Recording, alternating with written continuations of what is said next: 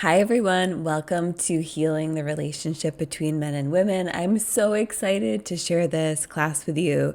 This is just a super quick intro before we get into the video. And this is a very, very long class. It's 3.5 hours, is what it ended up being.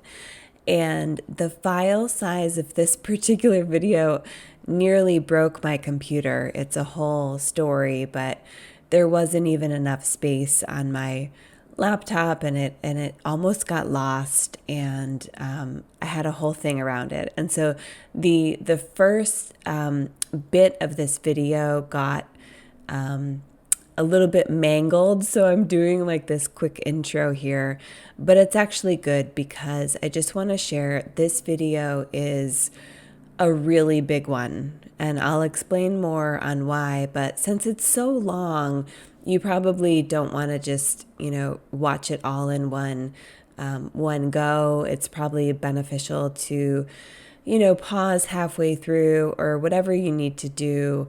And of course, probably come back to it multiple times. I'm really pretty happy with the breath that I was able to cover. There is a section where I go deep with you on one particular thing that I wanted to just kind of drill down on, but this class really attempts to be a wider perspective. And what I realized after compiling everything for you is that it's really true that every single thing that I put out there, all 50 episodes of the podcast, everything on Substack, obviously everything I do one-on-one and in groups with people, it's all centered around this theme, right? And so this is definitely not the end all be all in terms of just this one class. It's interwoven and shows up energetically in everything I do. And so this particular class is going to, it'll open some things for you in terms of what to work on. And I will most likely, point you to different places where I have gone deeper on a lot of the things. In fact, what I'll be doing and sharing with this video is not only an outline with timestamps because it's so long, but also links to places where you can take everything deeper if you want to. And so we're going to get right into this video in just a moment. But if you have any comments or questions, please reach out to me. And I really hope that this video is of assistance in some way. This is my life's work. And I'm just so grateful that you're here, truly, interested in this topic. And I do consider you all to be part of the way forward. So thank you again for being here. So the central theme of this topic today is going to be healing. Healing the relationship between men and women, which has so many different pieces and parts to it. And so this presentation, this class today is going to be a combination of me really trying to make it comprehensive. So I'm not going to hold back today in terms of all of the different parts that I know are relevant here that we need to keep in mind if we're really here for this work. And so many of you are, right? Whether or not you say that this is like part of the reason you're here or not, I would say for most people in my community, you are here to actually be part of healing the relationship between men and women, which is so much bigger than just something that would be nice to have on earth. Like this, that's where we're going to start when we get into the content in just a moment, is like, this is so much bigger than just like something that would be, of assistance to create more peace. Like, yes, it will, but it's literally, this is a deeply spiritual path that goes far beyond, healing our trauma and moving into greater peace. So we're going to get into that in just a moment. But I just wanted to take some time before we jump into this class. I really want to highly encourage you to take a moment to just close your eyes and just wherever you are, whatever you're doing, if you're able to just pause for a moment before we get in to this work. Take some breaths and see if you can get just even a little bit more present. A lot of times, if you come to my groups or work with me individually, we start here because this work doesn't really happen at the level of mind. And so this is not a video where the intention is for you to come and like consume some content and just go on with your life. Like this class in particular is going to be, it is the work of a lifetime. And so it's kind of a big deal. And I have to say to you, this is the most important class I've ever taught in my life. And so, there's so much there for me. Like this is coming straight from my heart and my soul, and it's the reason why I even came here in this lifetime. I didn't always know that. It wasn't until I want to say probably 2020, 2021 that it started to really become clear to me with things I was shown that like this is my mission. And I'm here to be at least part of the solution. So I've devoted my life to this work, and not just because I think it's fun to talk about. What I realized in 2014, which is when I went into crisis mode. That's why I say notes from 11 years on the path. 2014 is when I went through a major crisis in my life, where that is when everything was shown to me of like, this is the work that you have to do. And it felt terrible. That was 2 years of devastation, right? The darkest dark night of the soul that I've experienced, and I've had other ones. So it's not just 2014, but that was still to this day the most challenging, heartbreaking, painful thing I've ever been through. And yet I have, like, you better believe that I have been an alchemist. And my work is really, it's born from that place. But what was shown to me a few years later, well after I began, teaching and helping people specifically with relationships, was that the title of this class, Healing the Relationship Between Men and Women, I had to step into ownership that that's why I'm here. And this is a huge part of my life. Now, I share that with you because we're all here for a reason, right? A lot of the things that we've been through in our life that we have had to alchemize point us to the reason why we're here and why we can be of assistance. And so I know so many of you can appreciate and understand the difference between a teacher who's teaching from a book on an intellectual level, and there's nothing wrong with that, but versus a teacher who's actually had to live through and walk the walk, right? And so the latter is definitely me. And I can't believe I'm actually where I am right now, sharing this class with you. There was a period of my life, especially in 2014, where I was like on my knees, where I thought I was the only person who didn't know how to do relationships. I certainly would never have felt qualified to teach a class on this. And yet, here I am. Why? Because I actually was able to be humble enough in that moment to be like, wow, I have no idea what I'm doing. And that was the moment of surrender for me, where I was like, show me, right? I don't have any other option here.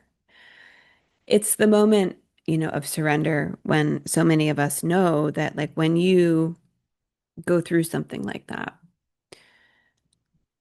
you realize, like, with humility that, you don't know how to do it. And then it caused all of this pain and suffering. So that was the moment of surrender for me. Mhm.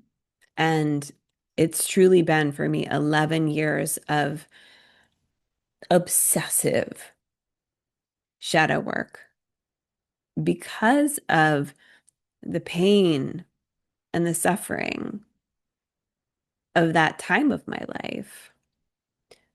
That's what drove all of this. And so there's nothing wrong with that, right? There's nothing wrong with that. For many of us, that is the catalyst. And that's, to be honest with you, a lot of us do have to go through hard things to be able to wake up. It doesn't always have to be that way, but that is what happened in my life. So if you're not familiar with my story or who I am, I highly suggest that you go back to the podcast. 2024 is when I share about my story, and it's important, I think, not because I want everyone to know my business, but just so you can understand where my work has been born from. And I also don't just tell my story, I actually like share it for a reason so that everybody can understand how to actually come up and out. And my story is one that so many people can relate to. I didn't believe that back then. I was like, I'm the only person who doesn't know how to do relationships. Everyone else must have it figured out. But I learned pretty quickly that that wasn't the case. So, just to summarize, because I know there's going to be some new people here.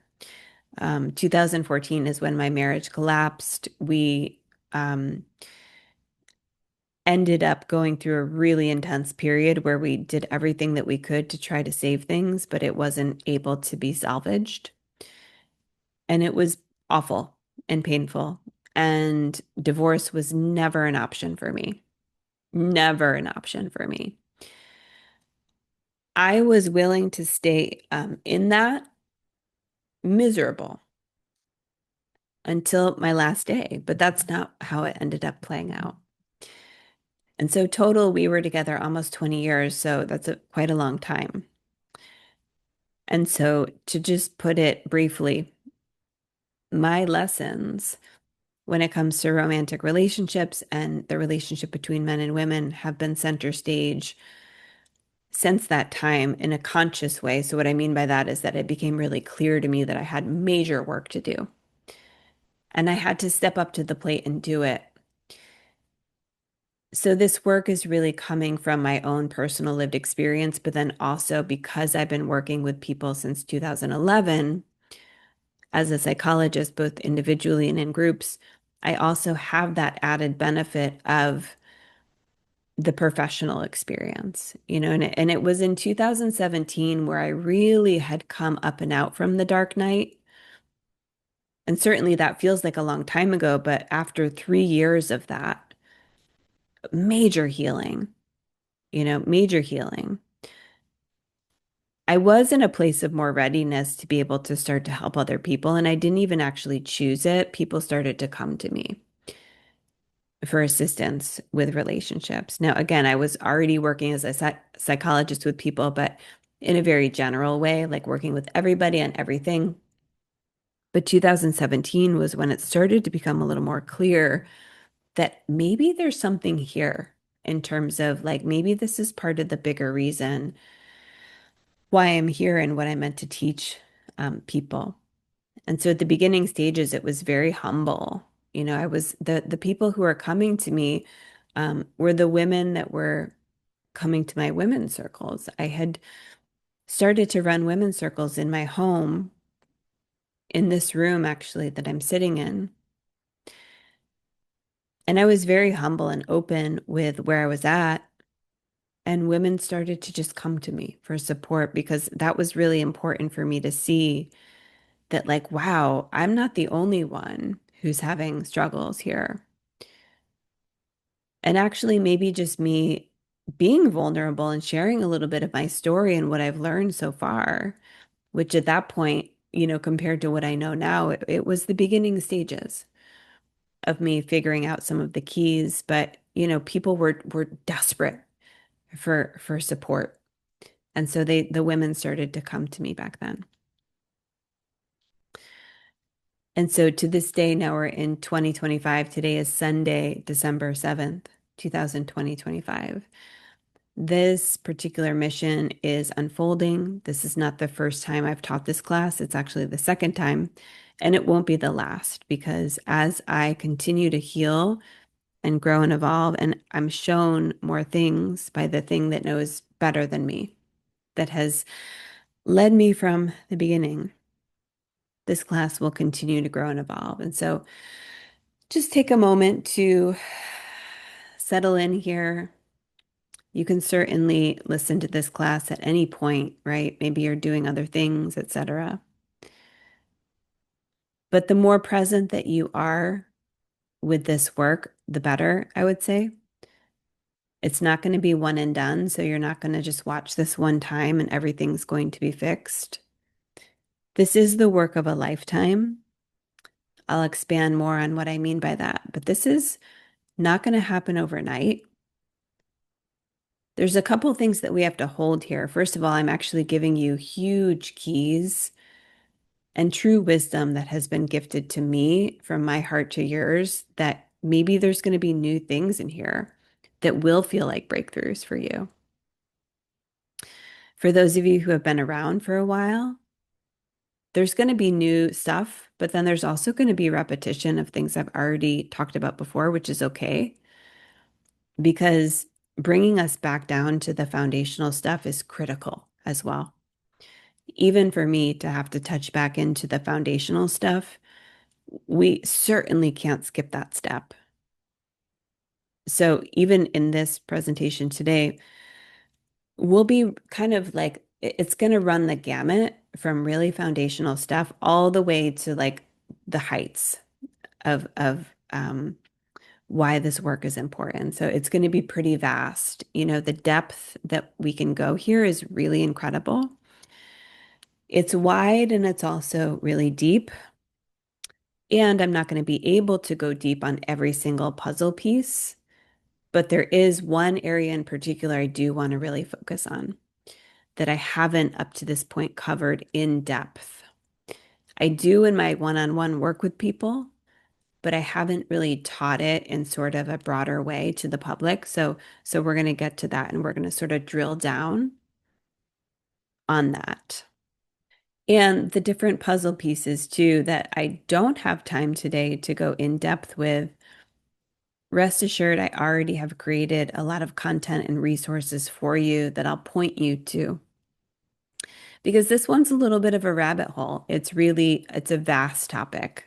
You know, this could easily be a book. It could easily be a full weekend workshop. It could easily be a year-long program. But actually, it's bigger than any of those things. This is the work of a lifetime. So just kind of take a breath and know that, you know, this is not something that's going to be healed overnight. I'm giving you all, I'm not holding back in any way. I'm giving you all of the pieces that I've been shown that we must keep in mind when it comes to this particular topic. There's going to be enough for you to work with for the rest of your life here. If you're on mission, right, with this work, if this is a part of your life. And if you choose to, nobody has to do anything, right? But if you're here, you're usually actually part of the mission. You know, I don't, the term soul family is, you know, it's a little new agey, but it's also kind of true that a lot of people in my community, we're all sort of on mission in the same way. Like we do have a deep resonance with this topic. And actually, to just start off there would be really beautiful for you to actually step into full ownership that you are a way shower. You know, in whatever way, shape, or form you're here for this work, just step into full responsibility that like you are making a difference. When you do your healing work, it impacts not just you, but literally everybody around you, everyone around you. If you have children, there's no more important work that you can do, in my opinion, than this. Even if you don't have children, it's going to impact every single person around you. And that's how it works, whether it's relating to this topic or any inner work that you do, the reverberations are profound. So just remember that. And like, it's really helpful this year in particular, 2025, in my community. We've really been stepping into more of this full ownership of like, we are the way showers, right? It's not about us being perfect, certainly not when it comes to this topic. This is messy. It can feel chaotic. It can be awkward. It's humbling. We're in this bridge phase between the old paradigm and the new paradigm of what's possible. You know, I'm not going to say nobody has it figured out because we're not totally flying blind here. So please just know that. Especially with the whole purpose of why I'm sharing this with you today is because we're not flying blind. I've been sharing since day one the things that I know with certainty are pieces of the puzzle. And again, if I give you today things that you can work on for a lifetime, I'm going to give you those things, right? And even like the map that I sometimes lay out, I don't love having everything be structured at all. But because this work now has gotten pretty vast, which I tried to summarize on like the page on my website, I call it Start Here because, the 50 podcast episodes, each of those jam-packed with information, plus the Substack content, and that's just the public material that I have. In addition to what is in the private community and the visionaries, it's gotten really big. So I have needed to build some structure around it a little bit to help people because at this point people are they're like, where do I even start? So I do need to bring a little bit of that. But this even gets into the integration aspect of with this work, let it be intuitive in terms of like where it's guiding you. But also if you feel it like you do need a little bit more structure, I have that too for you. So taking a deep breath, and what I'm trying to say here is that, like, this work takes time. Even with me presenting this today, the first thing that I was told was just go slow. Even with like how I'm presenting and talking, and I'm not jumping right into the first slide. This presentation, this class is going to take probably a few hours to teach. And we're just still scratching the surface. So I'm not saying that to overwhelm you, but just to bring a level of understanding that there is so much here. You might have to watch this video in parts. You might have to come back to it many times. Just know that there's literally no pressure for you to have to take everything and apply it. It's just not possible. It's not going to be possible. That's not even the intention of this teaching. It's to be able to paint a broad picture for you. It wasn't until 2022 that I felt like the theme of that year was like really connecting the dots. And I'm not saying I have every puzzle piece put into place, but you'll see in this presentation that there's a way that it's been shown to me in sort of a very zoomed out perspective that is very helpful. So that's the main intention for me to be able to paint the picture of why this topic is so important and what the really critical facets are of this work. And so we're going to get started. Again, take a breath. And also just know, don't play small here, okay? You're part of the solution to this work. So we're going to start now from the big picture, right? This is the zoomed out perspective. And it's why this path it is a spiritual path. I didn't realize that at the beginning. I had no idea. All that I was focused on was my pain, my suffering, and healing of the trauma for years. It wasn't until much later that I was able to start to, even with the development and the deepening into my spiritual path, this is a very zoomed out perspective. And if you're in a state right now, honestly, where you are going through a crisis or highly traumatized with some of this, the big picture, it's not going to land for you, which is fine because like that's just where you are. But, you know, I do think it's still really important to be able to frame this topic in the bigger thing because once again, it's far beyond a topic that's fun to talk about. Sometimes it's fun to talk about, sometimes it's not. It's not like this cool thing that I like want to teach about. Like this is something that is massive and it has these vast implications even beyond human to human relationships. So we're going to start here, the big picture, right?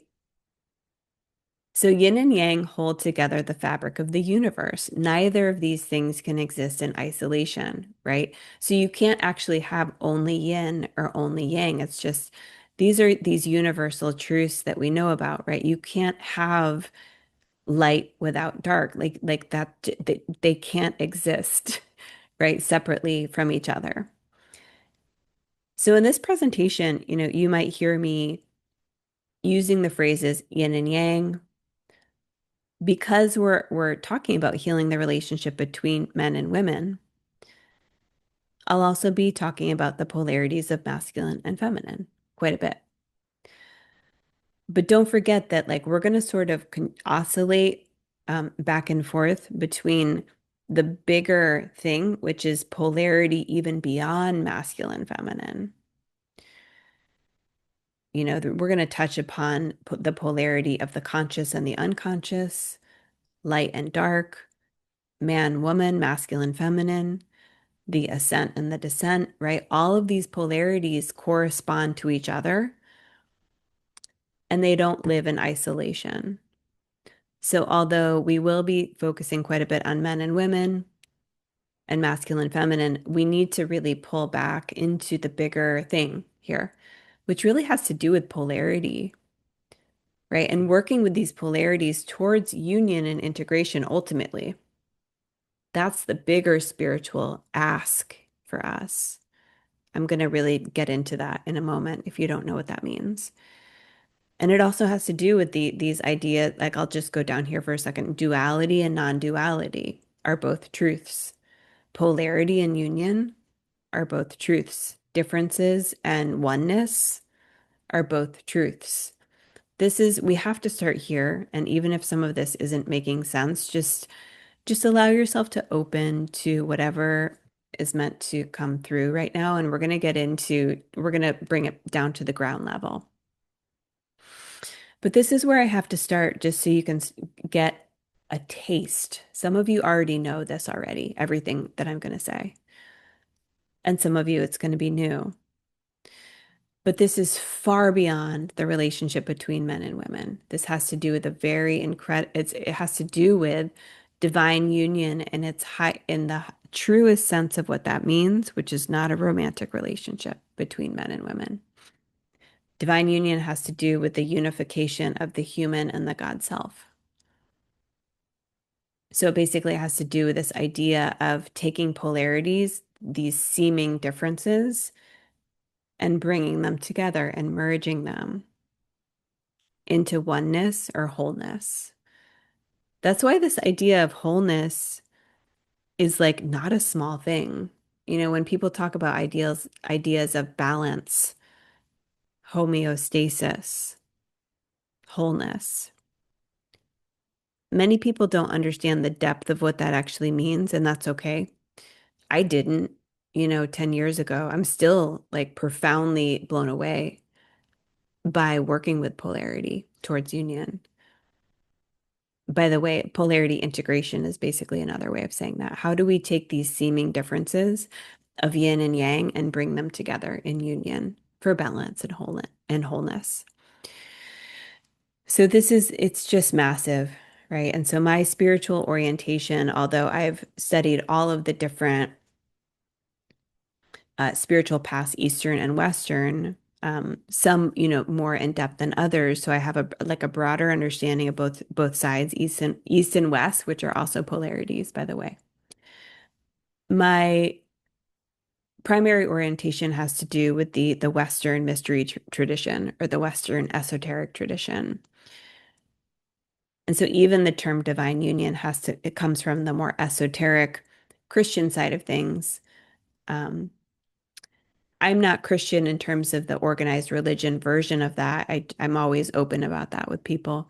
But I've always, since I was very small, drawn to the esoteric um, teachings of any spiritual path.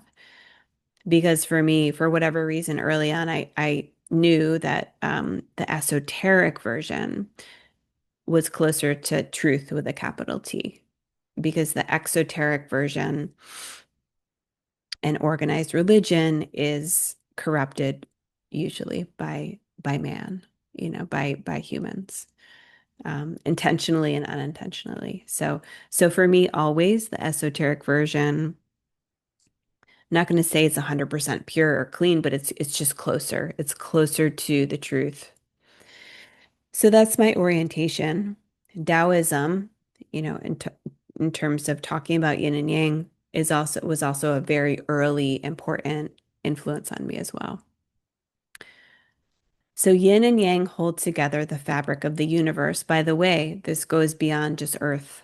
This has to do with universal law and principles. So neither of these can exist in isolation, right? Neither of these exist in a vacuum. Without one, the other ceases to exist. So men and women are simply embodied expressions of yang and yin, right? Yang masculine, yin feminine. So the interdependence of opposites is required for union. So I kind of already touched upon this. But basically, this is just saying that we actually need things to be separated out. We need them, especially in the 3D earth plane. We're separate for a reason.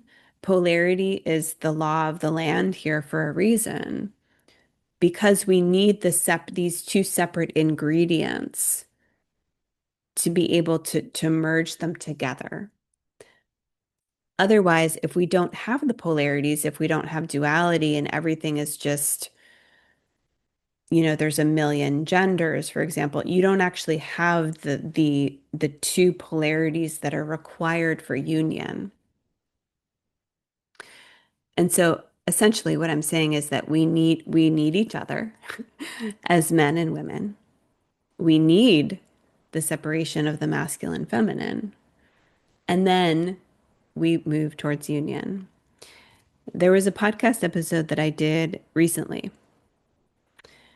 and it's called Inner Union Alchemy and Healing the Relationship Between Men and Women, where I speak about this alchemical teaching, and it is separate, purify, and reunite. So I go much more in depth in that episode. But basically, we need to separate out the two ingredients and then purify before we bring them back together to union. So a lot of the mess that you see that's happening between men and women are because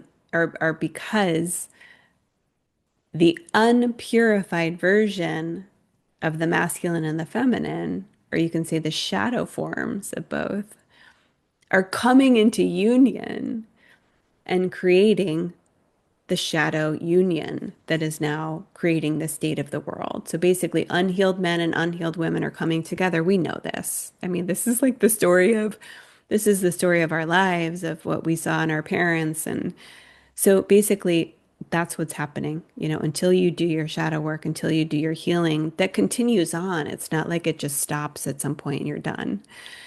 But that's why we need to be able to do the separation. And so that episode gets really in depth into like what that looks like on a practical level. So with some of this work, it's not going to be a benefit to try to like simplify it or be concise with it. So I do want to point you to that episode, but just to also give you a taste, it's also one of the reasons why it's really important for us as men and women to be able to have a period of time where we are pulling inward to deeply heal our relationship with ourself, right? Like the fact that we are a woman, what is the feminine, to do women's work, right? And then men's work over here, parallel, but also to be able to know that we also have to come together, right? In co-ed spaces and do the work too. That's one example of what I tried to convey in that episode.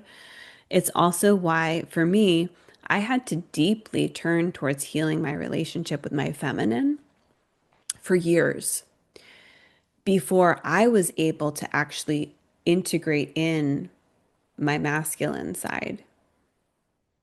So that's like also an example of how you can separate, purify, and then reunite internally as well. And there's so many different things that maybe are coming to mind with why this is just a truth when it comes to alchemy. So again, the state of the world right now is actually quite a bit because of the shadow dance between the shadow masculine and the shadow feminine dancing together right now, creating the state of the world, and it's chaos. And there's so much. And from a bigger perspective, on my best days, I know that it is actually unfolding. It's part of it. We're in a massive dark night of the soul, right? And so people are in the shadow right now. Some people are choosing to face the shadow, alchemize it, and transmute it into something higher. Some people are getting stuck there and they're getting off on the shadow and, wearing it proudly as a badge without doing the transmutation process. I would say many people are. Some people are getting stuck in the descent part of the cycle, right? Which can for many people be the hell realms.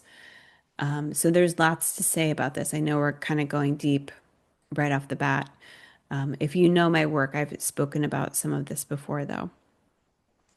Let's touch upon this part right here. Man plus woman equals creation. I think we all know this, right? Biologically, a man plus a woman is required to create a human life. That's just truth with a capital T.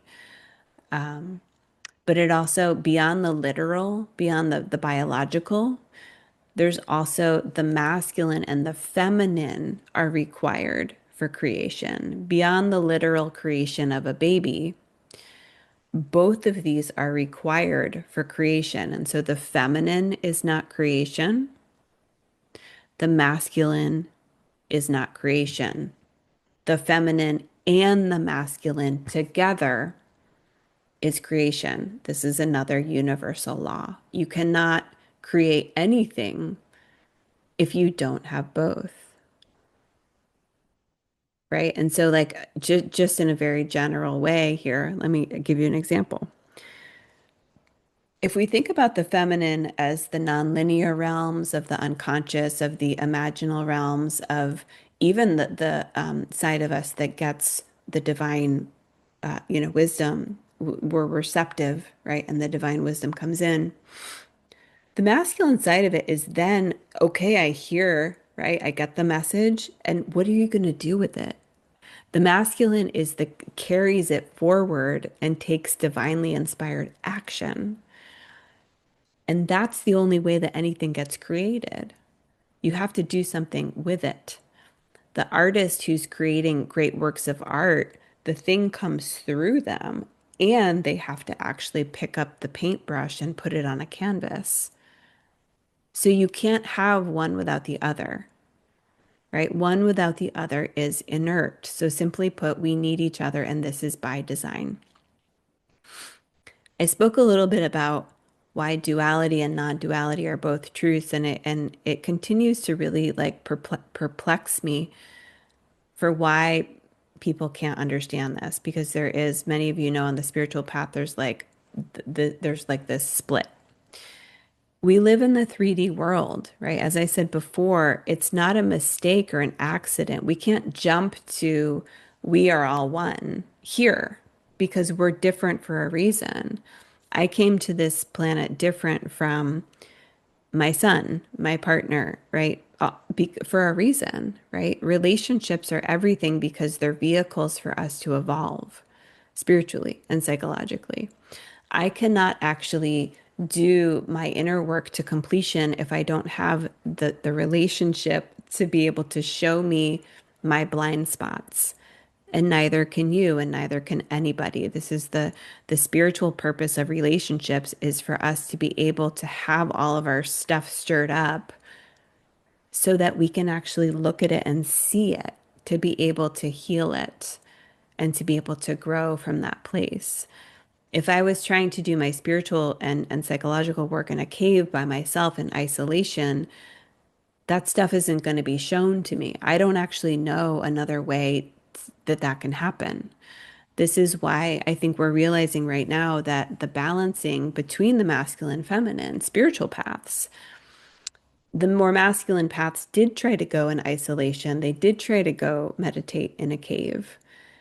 And I'm not saying that that didn't get them places, but it can only take you so far. There's that funny saying that people have about like, okay, so maybe you've meditated for years, right? And all this stuff. And yet when you go to a family gathering, like, we'll see how much work you've done. Now, I think we can all relate to that, right? We can all relate to that. It's not about, you know, making fun or discounting meditation or like those paths at all. It's just that it's one piece of the puzzle. My work, to the best of my ability, is an integrated approach where it's all about both. So it's not if you know me, I'm not at saying women are right or men are right or like it's always both. It's always coming back to an integrated perspective. I wasn't always there, but that's where I am now. And I feel like this third way, where it's not about the black and white thinking, it's not about one side is better than the other, is actually a huge puzzle piece in healing the relationship between men and women. So we're going to get all into that, right? So anyway, duality is a truth, right? Because we have night and day, we have man, woman, and we can't just be like, that doesn't exist. We're all one. It's like, but we're actually not though here on earth, right? And there's a reason. You can hold, like, you can hold the higher spiritual truth that ultimately we all come from the one, the all, the source. And there is a reason why we're here, different. And we also don't just stay there in the difference. The difference is there so that we can use it as the vehicle for moving towards union. So this is pretty deep stuff. And so we're going to just move forward here to the practical implications, bringing it down to the ground level. So there's many parts to how we heal the relationship between men and women in a grounded way, keeping this bigger spiritual picture in mind. And so there's lots of different pieces here, lots of different parts. So we're just going to kind of go through them slowly and also just know that each and every one of these things I will be covering today. So now we're getting into what are the pieces of the puzzle involved. And even just this list right here of bullet points is still a broad overview. So within each of these, you can actually drill down so much, right? And so just again, taking a breath here. As I'm even looking at this now, I am seeing that, the mentorship that I take people through, levels 1, levels 2, and levels 3 are all included here, right? And so first of all, I'm kind of starting just because we just touched on like the bigger spiritual purpose. I'm actually starting more at the top and then bringing it down to a grounded level, even with this list. So first we must understand the truth of masculine and feminine. Like what are these things? What does this mean?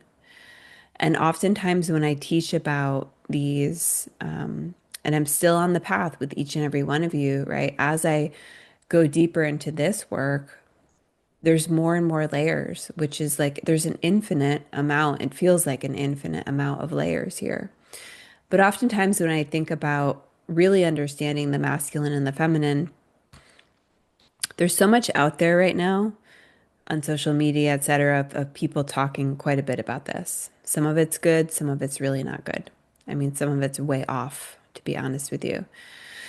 I would say because of the importance and the depth of this work for men, for women, right, and for all of us to understand the truth of what the masculine and the feminine really is, we need to be able to actually take it off of for a social media for sure. I mean, sometimes it can be great to find teachers or whatever, but like you cannot do this work by watching a reel. Like Like, I can't overstate this enough because because people are trying to. I've seen it, right? I've seen people are trying to actually do this work just by consuming social media tidbits, and you're never going to get there. You're just going to confuse yourself more and more. It's a distraction. And yes, this is the day and the age that we live in of this is how people are learning, but you have to be able to go deep with this. It is a multi-year exploration to learn the truth of what each of these is. So I just wanted to say that, right? Like I think a lot of people know, but both in your own individual exploration, put the phone down.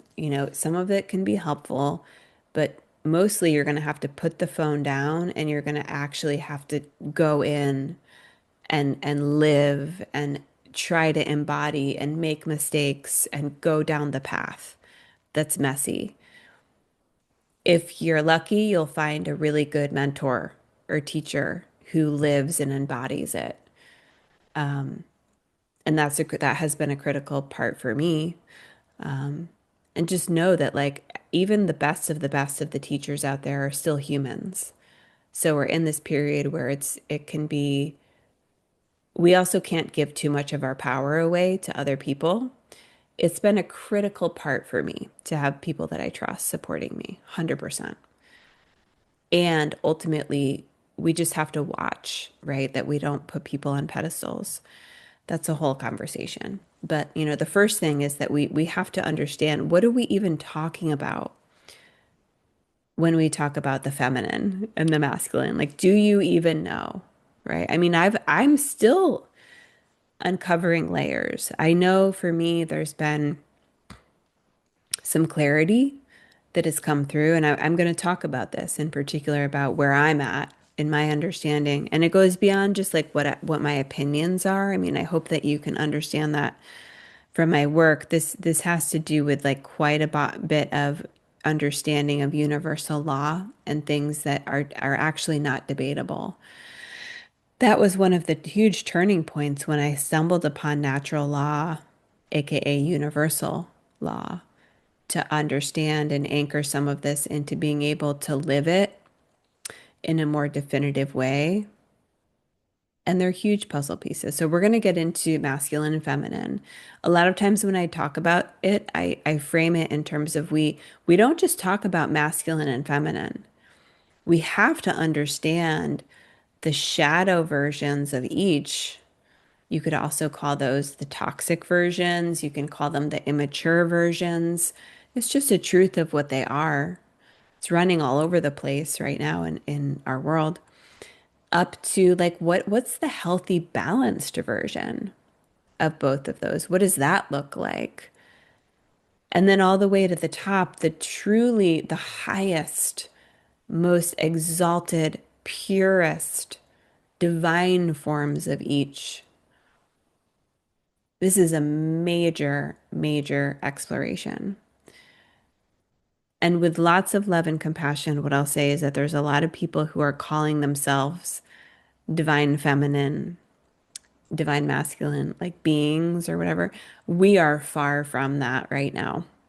Far from that. I have not met any person who's truly and fully embodying the divine forms of each. We have a long way to go. It's okay. It doesn't mean that, I'm not talking badly about anybody. I'm just being real. Like if people are in a state of illusion and calling themselves or their partner that, like they're they have to also understand. Like we have to wake up and get real with where we're at right now. And it's okay because we're all on a journey together, collectively and individually, with moving towards, right? These things, moving towards, moving out of the shadow. The transmutation process of getting real with the shadow is what is going to lead you towards the healthy, balanced, and then divine versions. So we can't skip that step. We have to be able to see the full spectrum and understand it. But I just see too many people talking about masculine and feminine without understanding that the deep nuance of it, because a lot of people are talking about masculine energy, for example. What they're actually talking about is the shadow version. That's not actually what it is, right? In its highest form. So let's be clear about that, right? That's a big thing for us to start with. Same on the side of feminine. Same on the side of feminine. There's a lot of people who are talking about feminine qualities and teaching this is how to be feminine.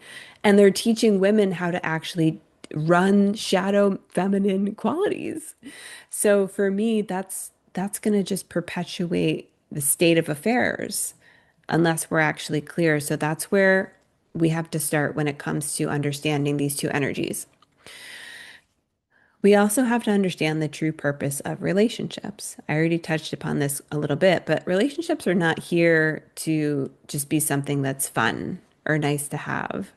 Or on the flip side, things that cause us suffering and pain. They're here, relationships in the highest form are here for a reason, for us to be able to heal, grow, and evolve. Relationships, as a container with anybody beyond just romantic relationships, are here meant as an alchemical container for growth, healing, and evolution. So that is the true purpose of relationships. I didn't know that for most of my life until I actually, was shown this path. It was back in, I think it was probably 2017 when I came across Robert Augustus Master's book, Transformation Through Intimacy. That's the first time that I ever heard about this idea that relationships are not just here because they're like just some random thing that we experience on earth. They're actually here because they stir up all of our stuff for a reason. So this is really big, and I'm going to get into this. The true purpose of relationships and difference, why we come here different from each other is because we need the friction of the opposites and the other to be able to not only stir up our stuff that we need to look at, but also to be able to be inspired by other people to move towards more balance. So on a super practical level, there's pairings that are so textbook sometimes. Like you have sort of like this mad genius artist, right? Person. Like think of a romantic relationship where they usually have a partner who's like super organized and like manages all like the details behind the scenes for them. Why? Because this is an example of opposites attract for a reason. Now, in a best case scenario, if you're really here to use relationships as an evolutionary vehicle, you're not just going to stay polarized like that. I mean, people can for the rest of their life and depend on each other for that reason. But it's also the other person is meant to rub off on you a little bit to help attune you to some of those energies, some of those ways of being, so that you can actually move towards greater balance.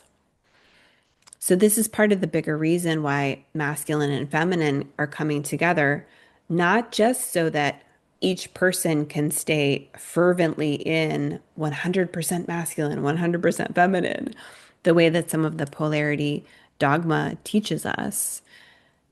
It's so that we can move towards union and wholeness internally. We do it externally in the relationship through union with another, and we do it internally. So it's only been the last few years that I've heard people even talk about inner union. Like for me, that's massive because when I was stuck in some of the polarity stuff back in 2016, 17 here in LA, I talk about it a lot. That's when I first started to hang out in the polarity spaces. And although there was useful stuff there for sure, it's not black or white. Pretty quickly, I began to realize that it was being taught very dogmatically, and I started to speak out about it. Nobody really, except for like a couple people, knew what I was talking about. And that's a whole thing. But basically, what I'm saying is that back then, nobody was talking about it. Right. And that was just in LA too. That wasn't even, it hadn't yet hit the sort of world stage. It hadn't yet spread. And so that was like when it was actually very much in LA and probably New York as well. and maybe other places in the world, but it was like starting out in certain areas, and then it started to spread more worldwide.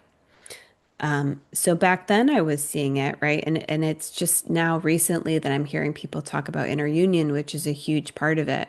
So that's how I know that even though things feel really messy, we're headed in that direction. We're headed in that direction, not randomly, but because the bigger thing, the zoomed out thing, is always moving us towards integration and wholeness. Some of this stuff we're not going to be able to escape. Even when I look at the last 100 years of the relationship between men and women, it's happening there too.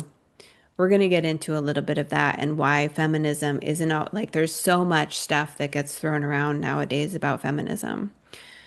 Yes, it was hijacked. Yes, it was taken and used as a weapon in the divide and conquer strategy. And the organic reasons why it came up had to happen, right? Before it got, everything gets hijacked and distorted. All of these organic movements do. It's not just feminism. But that doesn't mean that the original organic impulse was off base. That had to happen. And the past 100 years of women actually coming more into developing a spine, and then men, vice versa, actually coming into developing a relationship with their heart is part of the integration, right? Along the way, it's been messy. It's been all over the place. But like, if you just zoom out to the bigger thing, what's happening, especially with where we are right now and some of the conversations that are happening, like this class, we're actually ready to move into a much more integrated and healed place, more than I've ever seen before in my life. So I already covered these next 2 points. Actually, we must be oriented towards union and wholeness as the goal, right? That's where we're headed. It's not about separating even more, although that's what's happening right now, even beyond men and women. The bifurcation, the division it's the most polarized that we've ever been. Many people are already speaking about this, but that's not the end goal, right? It might be happening for a reason, having to do with that, what I talked about in alchemy, the separation, purification, and reunification.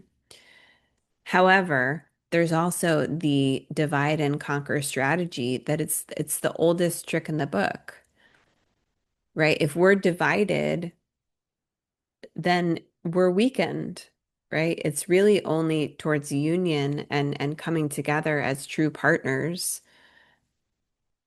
that we're able to be like we're stronger together, right? I mean, I think that most of us know this.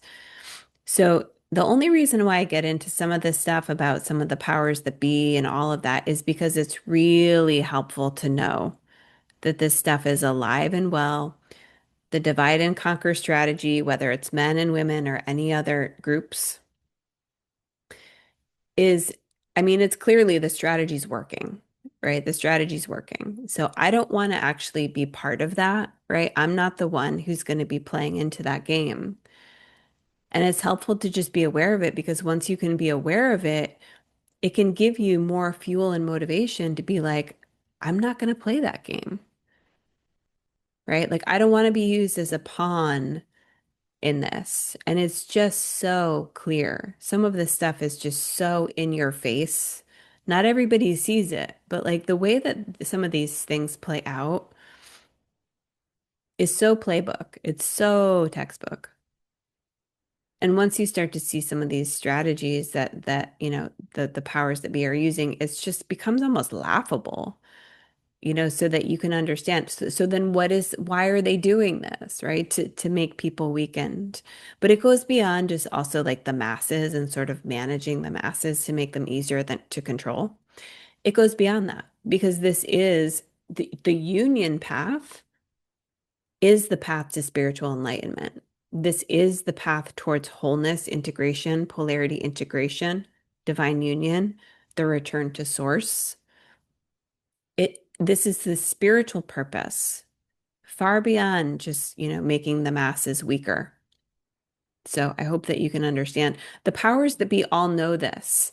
This is why they were all tapped into the mystery schools, the occult wisdom, because they know this. This is why the elite and all of this goes so far even beyond humans. So it's not just about the people who are in control, but it's important to know the whole game to just understand, why is some of this happening? Why are some of these people who are at the top, why can you trace them back to some of um, these lineages, right? The occult wisdom. Occult isn't good or bad. It's just the wisdom that can be used for dark or for light purposes.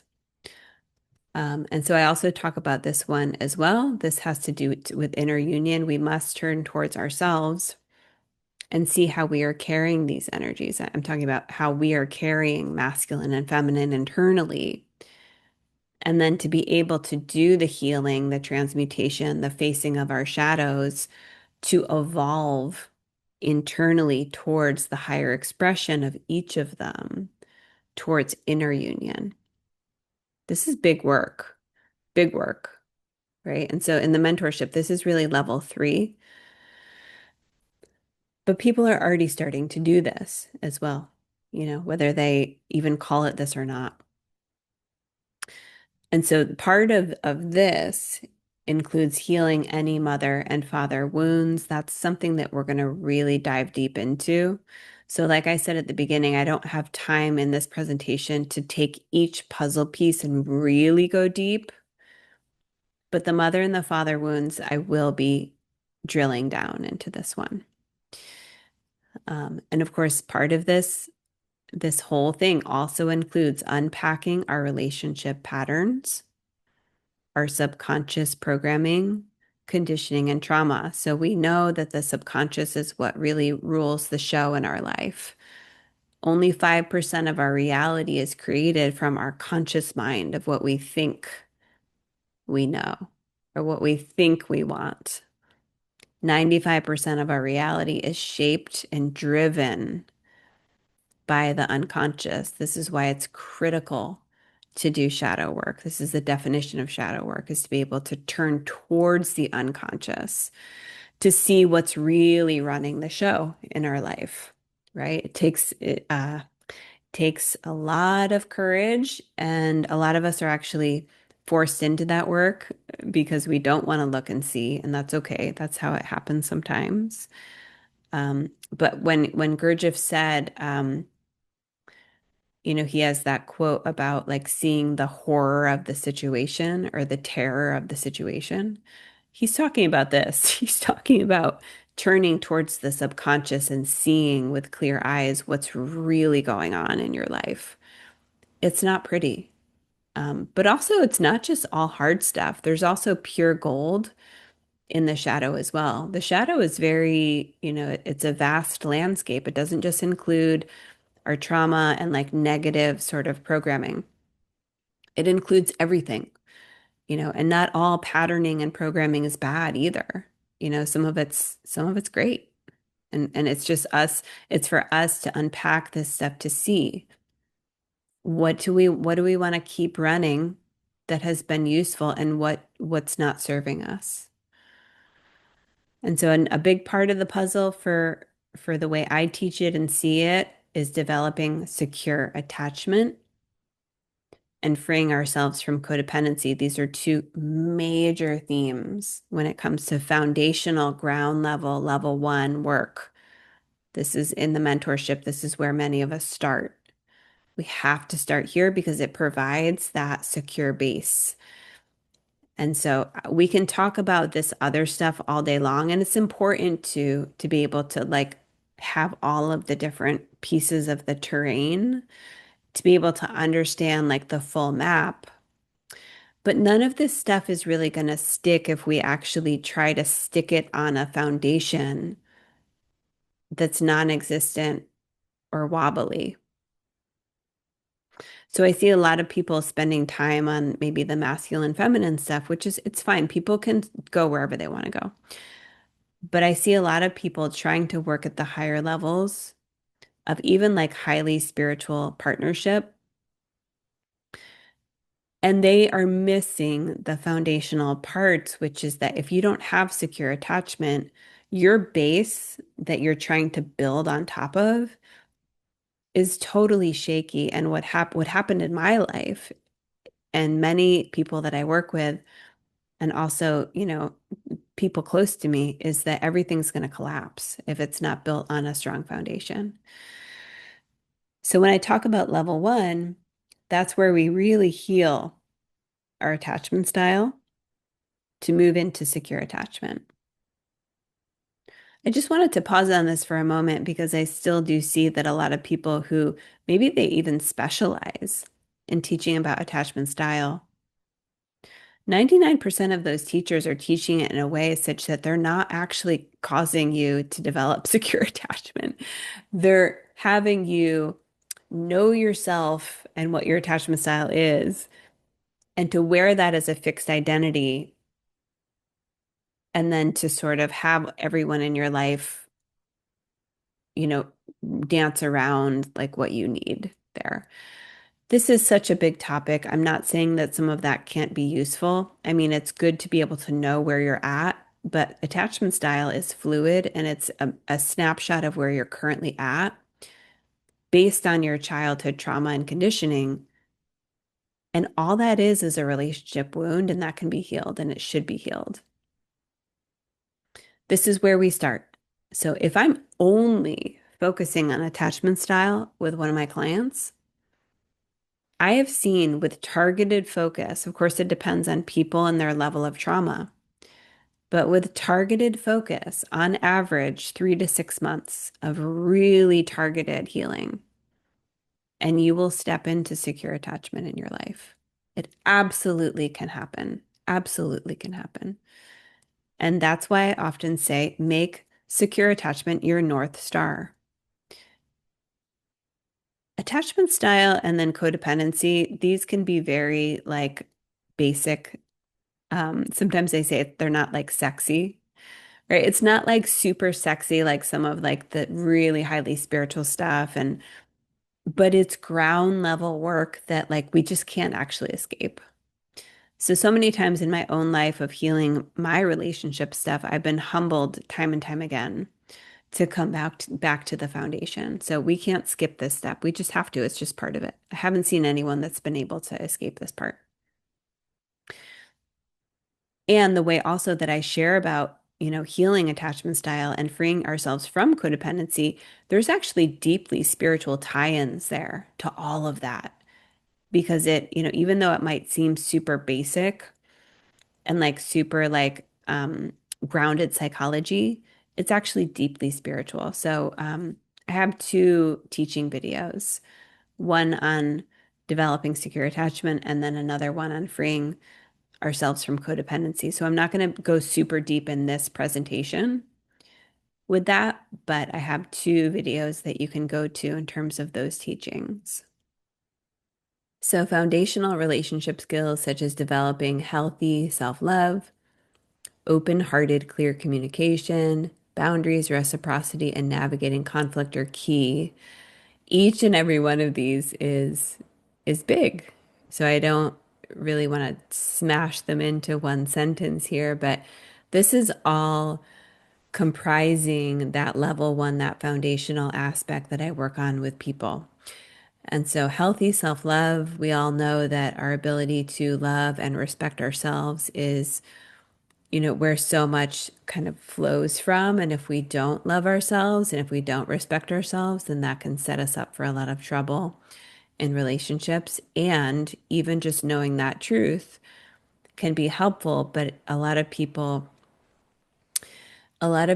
have to spend some real time on this. I mean, this piece about self-love is pretty deep, and it relates for many of us back to childhood when we first started to learn not to love ourselves, the reasons that we were given externally and internally for why we're not worthy of love.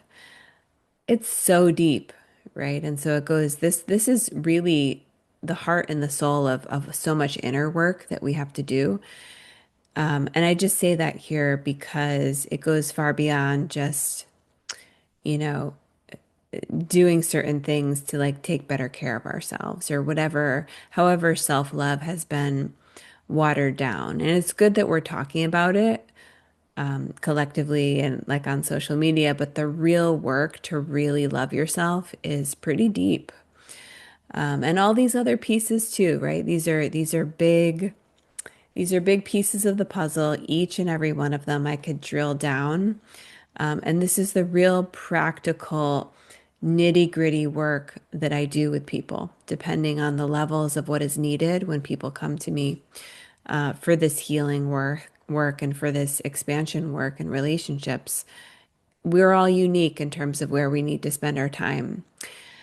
And in the spirit of not getting overwhelmed, I also just want to remind us that it's important to separate these things out. And just please know that there's so much overlap with all of this. All of these puzzle pieces fit together into a bigger whole. So, for example, with people that I work with deeply on to heal their attachment style, to move into secure attachment, we actually have to cover all of these things, right? So all these things are actually clustered together in what we tackle in order to heal attachment style, in order to free ourselves from codependency. So I don't want you to get overwhelmed thinking about, okay, so now there's 10 things I have to focus on.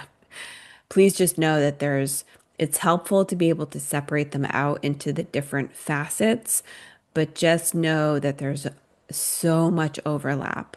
And as we move towards healing, these things cluster together and we're working on a lot of them simultaneously.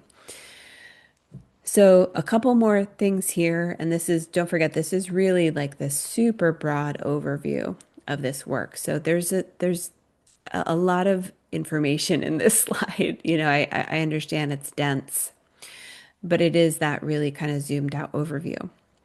I also spoke recently in the Visionaries about the metaphor of the boat and why the metaphor of the boat, as the relationship, and how if we attempt to get into a boat with somebody, with our partner or with anybody, right, where the boat is damaged and has all these holes and, is really in need of a repair, we're not going to get very far. And so that's why this idea of a healthy container to hold the relationship is really key. And in order to repair the boat and heal and seal up these holes that we all have, this is where a lot of the foundational work that I speak of here is key. So that's why with a lot of people, we do start here. I end up, especially during the mentorship, working with people simultaneously on all these different levels. It can feel like a lot. That's why that particular offering is very deep, very intensive, and it's a significant investment in time, energy, money, because we're really everything I speak about in this presentation today, for example, is built in and embedded in that in terms of the potential of what is available for us to work on together. And so this is incredibly profound, vast landscape that we're working on here, and everything is interrelated and connected.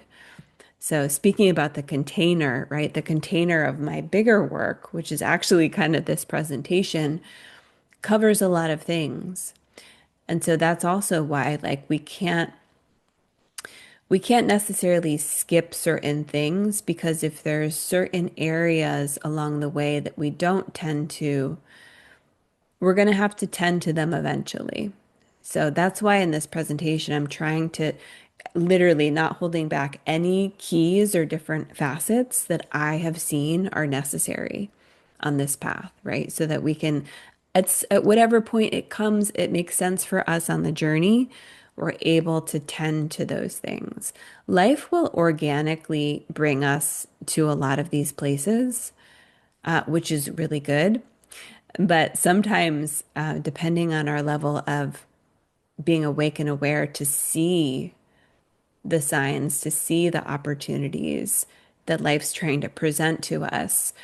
It can take some time. This is where it's really helpful to find like good teachers or guides that actually have already walked through it to save some time, to be able to give you a map or at least some kind of guidance on where to shoot for.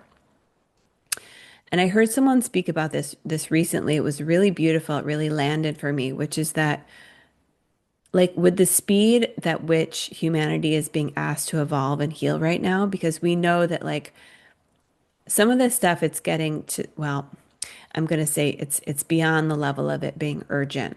You know, I don't want to add like a fear component here, and we also just have to be in reality with the fact that like we can't ignore some of the things that we need to see much longer.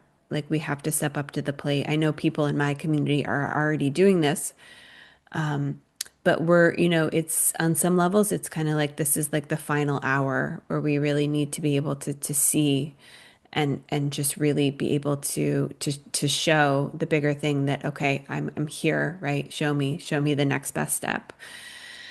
And so this is something where we need people. We can't actually just let everything sort of organically unfold.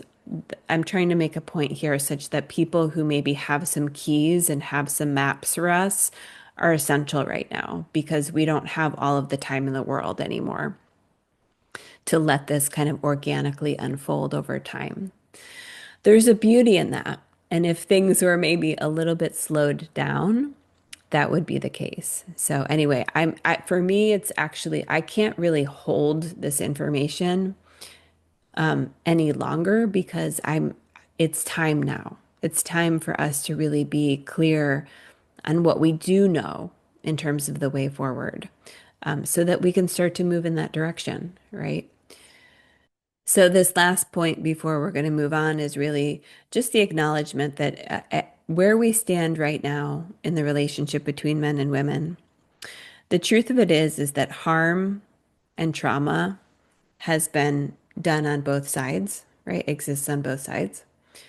And so both sides need to heal and then move into trust with boundaries. So, what I mean by this is that we need to turn towards ourselves, take personal responsibility for healing, right? Both sides.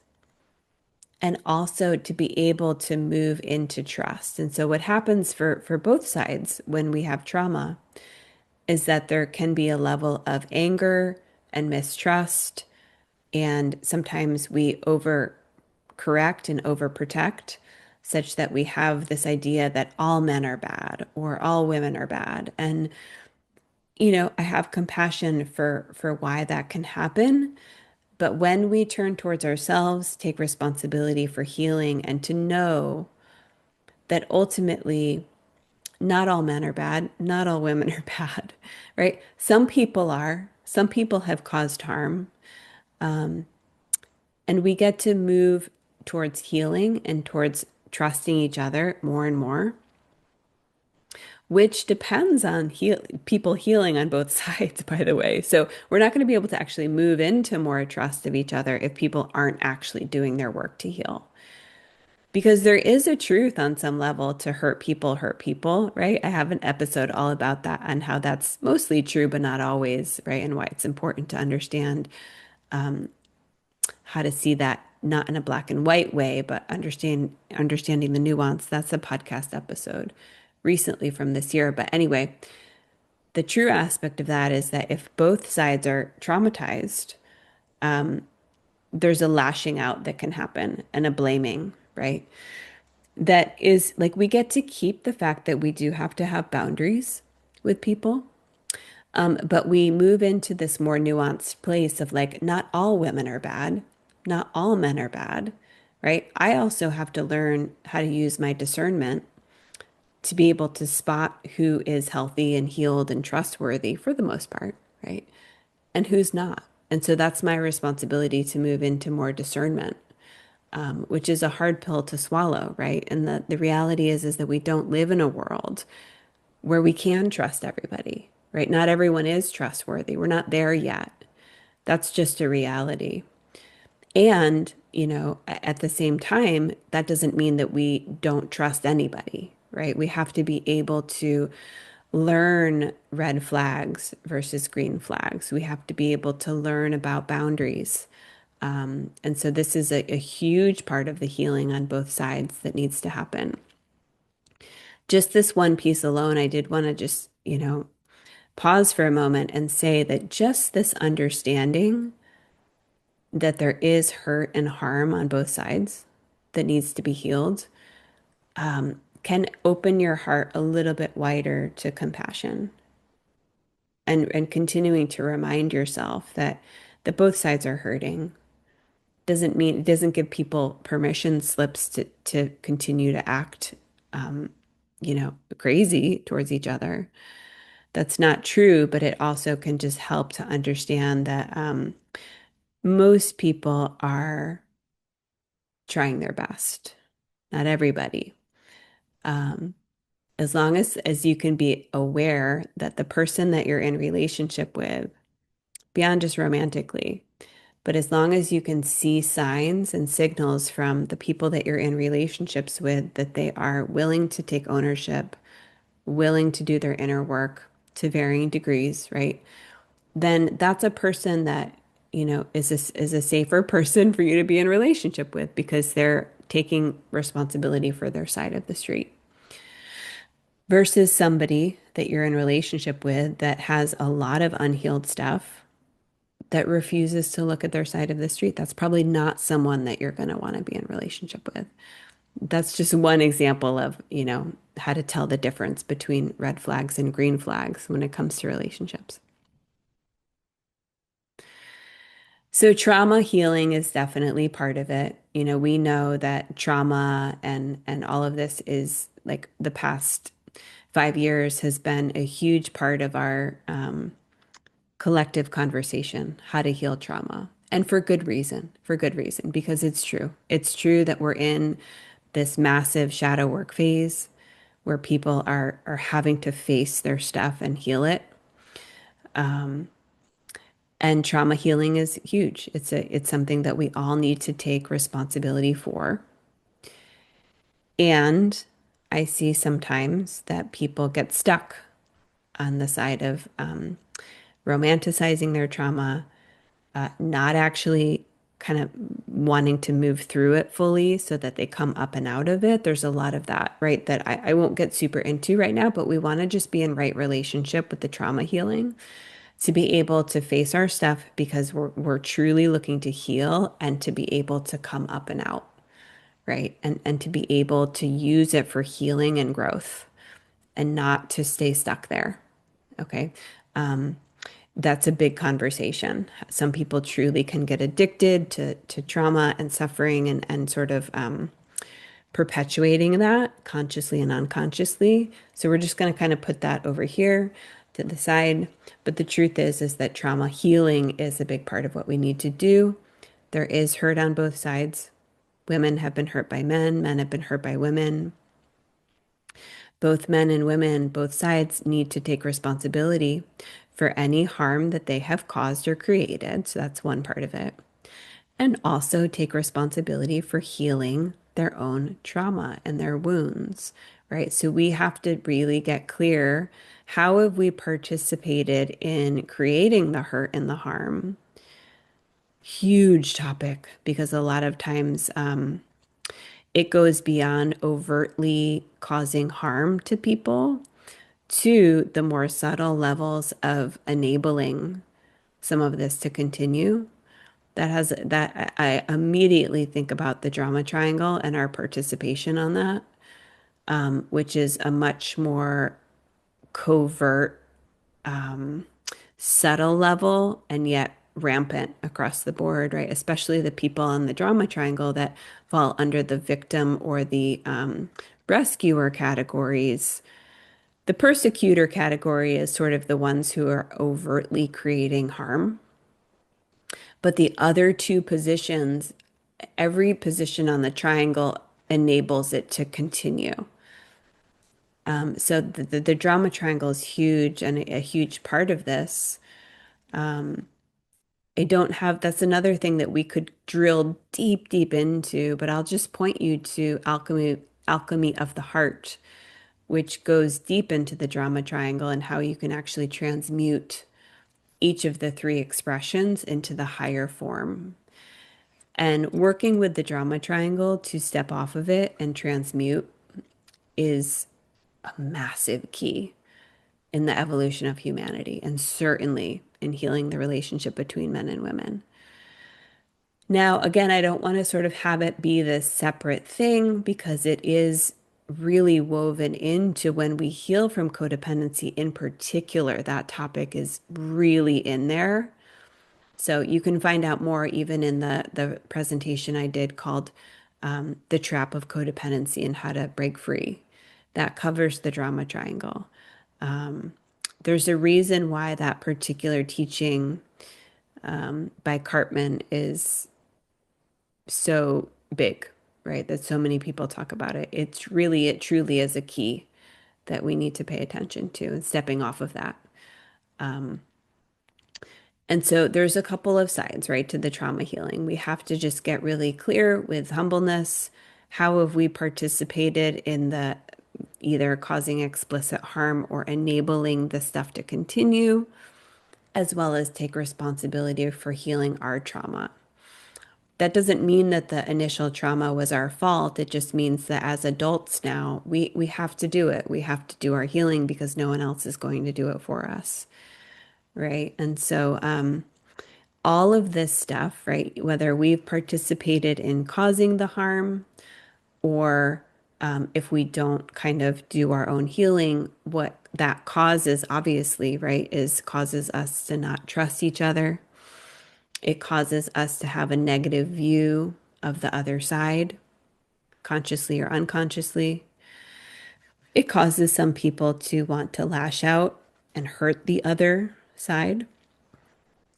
It causes people to be stuck in just the hamster wheel of repeating the dynamics and the toxic patterns and the trauma bonds, and to be addicted to the cycles of pain and suffering, the trauma bonds. I mean, all of this we can see all over the world right now. This is the state of humanity right now.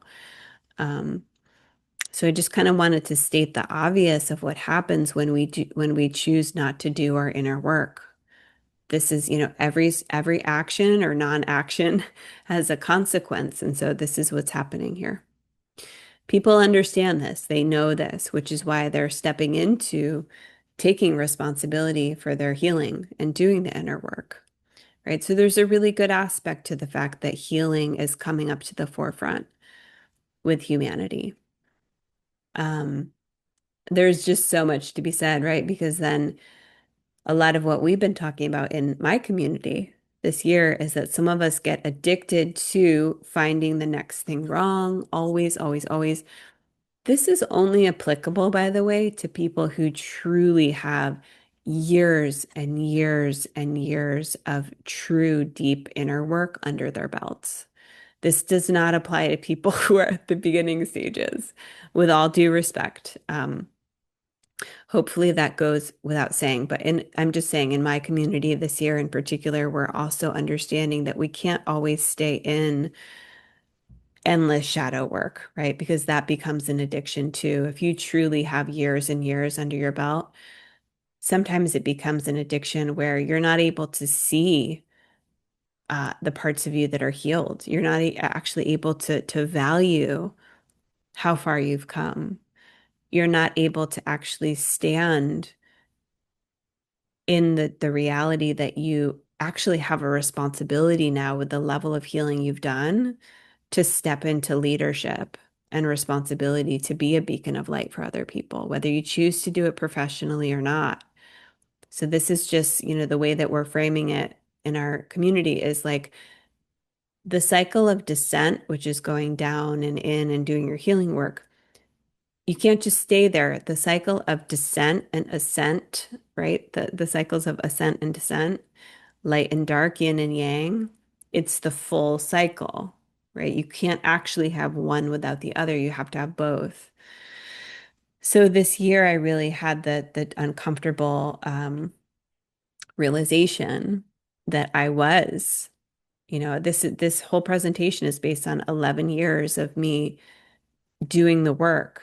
And although it hasn't all been that, right? I have been teaching for the most part, haven't actually fully allowed myself to step into the ascent part of the cycle. So that's a big conversation. I just wanted to put it here though. And then understanding how we have co-created everything is big. And so this is like kind of what we say up here. And I'll just like speak to it very directly. This idea of co-creation, many of you know that I talk about this as a foundational understanding in relationships, that it's a relationship is two people coming together and both shaping the relationship. Um, Neither person is actually like a passive like victim. Things are happening in a vacuum to them. That's sometimes it can really feel that way. Trust me, I know. And I'm not talking about childhood stuff, by the way. I'm talking about full-grown adults, right, coming together. Have to understand that we bring all of our stuff together, and both people are co-creating the relationship.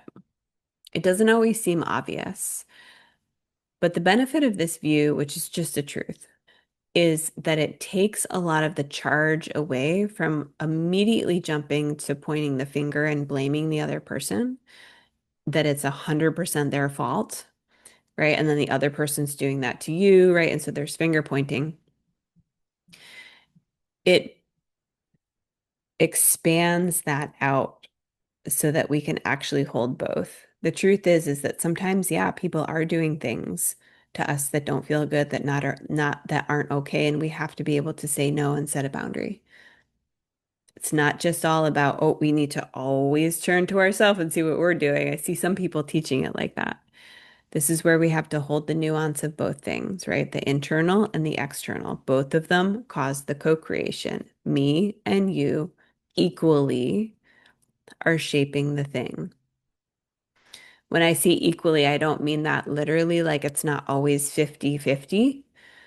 Sometimes in situations, it can actually, like the triggers that come up can actually be more of one person's stuff than the other, but the other person is also contributing. So it can be a little bit nuanced, but it's always a co-creation. So this was a really hard pill for me to swallow because there was a period in my relationship with my ex-husband where I was actually doing both. There was a lot of times where I was actually internalizing that like I was the problem, right? But there was other times where I would swing to like it's actually like you're the one, right? And so I wasn't like in one side or the other, but the truth of it is that the story that kind of played out overall in that relationship, which is that, I didn't ultimately feel loved for who I was. I wasn't feeling like I was being respected. I wasn't treated always in a way that was with love and kindness. And so in that situation when I was younger and I didn't understand co-creation, I was pointing the finger at him. Like that doesn't feel good. You're doing something that is not nice or whatever you want to say, right? There was a truth to that.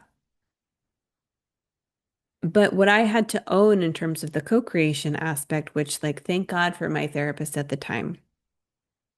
She was really the one that helped me to see this idea of co-creation. I don't even think she called it that, but she was the one who helped me to come up and out of victim mentality with this, to understand that yes, what he's doing doesn't feel good and isn't okay. And on your side of things, right, you don't actually have really healthy levels of self-love. So you don't really love yourself very much. You have no boundaries at all, right? You don't have a spine. And she helped me to understand that unless those things are rectified, whether it's with him or any people, I'm not going to probably be treated in a kind and respectful way across the board. Because if we don't love ourselves, we're not going to have boundaries because we don't believe that we're worthy of having boundaries. And then people are going to walk all over us. Not everybody, but this is like a basic truth that I think a lot of us know, right? Because we just don't live in a world where people are just going to be treating each other kindly all the time, especially the people who don't love themselves.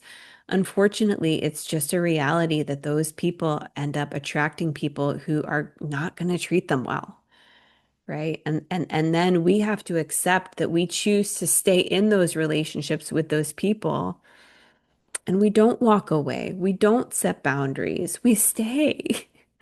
So that was like the hardest thing that I had to swallow is that I stayed in that relationship for almost 20 years. So ultimately I was setting no boundaries and I was sending the signal that hey, I'm here for it, right? I'm not going anywhere. So that was like that was, for me, this whole point right here. It allows us to take personal responsibility for our side of the street. And so the foundational work that I talk about with everybody, right? About like ultimately we need to heal our relationship with ourselves and love ourselves so that we can have boundaries, so that we do accept that we have needs and that we can tell those to people. This is really ground level work and it can take a while. The foundational stuff that I touched upon on that last slide that form like kind of what I call level one. The way that that initially was shown to me was in a triangle format, a triangle that's split into three parts, right? And the bottom of the triangle is level one. That's the foundation.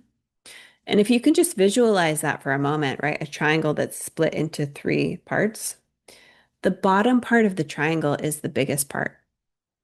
There's a lot of ground to cover there and it can take some time, right? When you move up to the higher levels, all the way up to spiritual partnership and where it's a very, very high level spiritual path, it's kind of where I started us off, right? That stuff is it almost starts to click in. Um, it almost starts to click in naturally.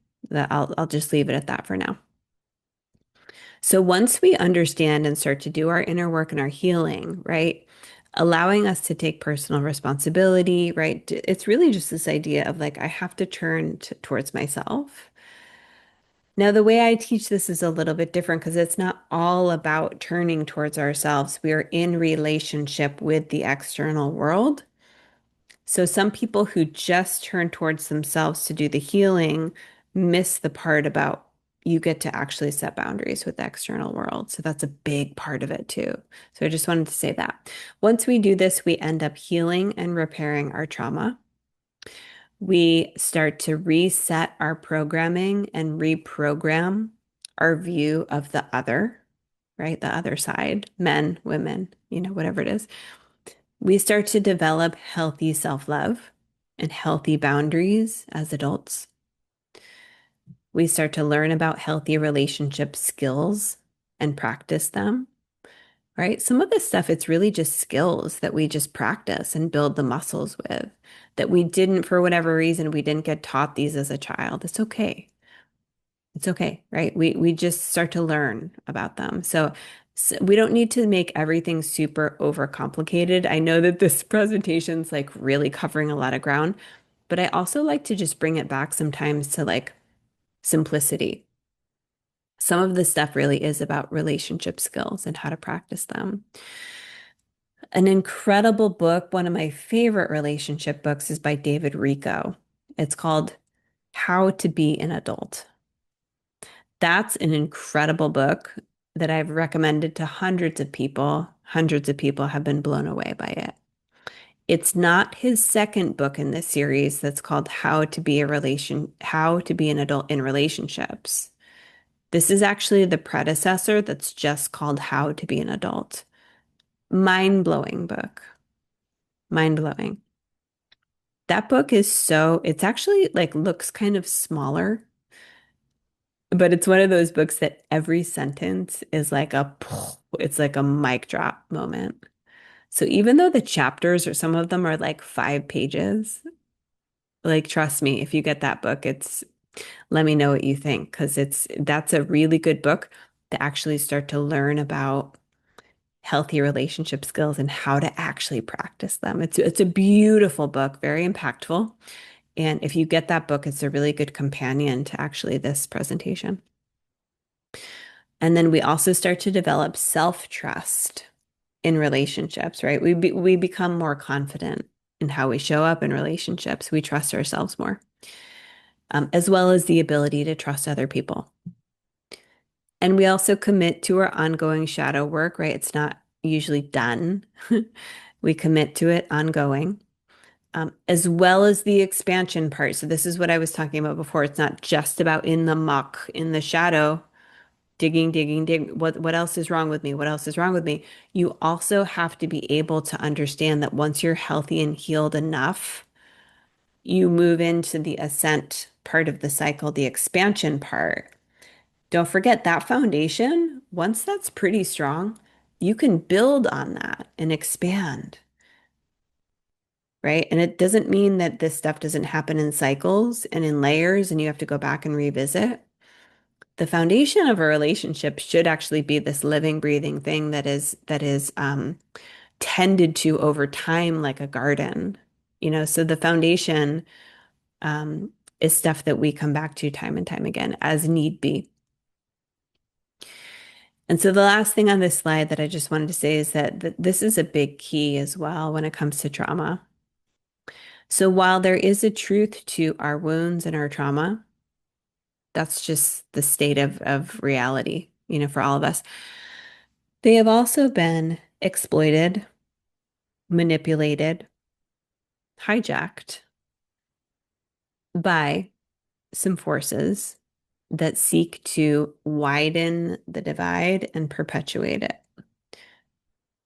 Classic example I've already mentioned is feminism got hijacked and it got turned into neo-feminism, which then was used as part of the divide and conquer strategy. That's just one example. But trust me, start to think about how we see where trauma and wounds um, are starting to become, how do I want to say it? I mean, there's so much here. I'm as I'm talking, I'm like, this is a huge conversation. This is when I've talked about the energy behind trauma, right? The energy behind certain darker things as well, that goes beyond human psychology. External energies. Now we're going to get into like, kind of a little bit more of the occult stuff here of energy. The truth is that the trauma causes holes, tears, openings in our energetic field. I know we're kind of going out there, but a lot of you have heard me speak about this before. So it's not just that we heal these things on a psychological level, we also need to focus on the energetic level. This is why breath work has totally saved my life. Breath work can help you to do the energetic clearing to get rid of some of the external energies that have latched on to our trauma and that sort of ride on top of them, influencing us. I'm trying to figure out how to describe this to people who may be like, what is she talking about? First of all, you're not really going to be open to this idea, which is okay.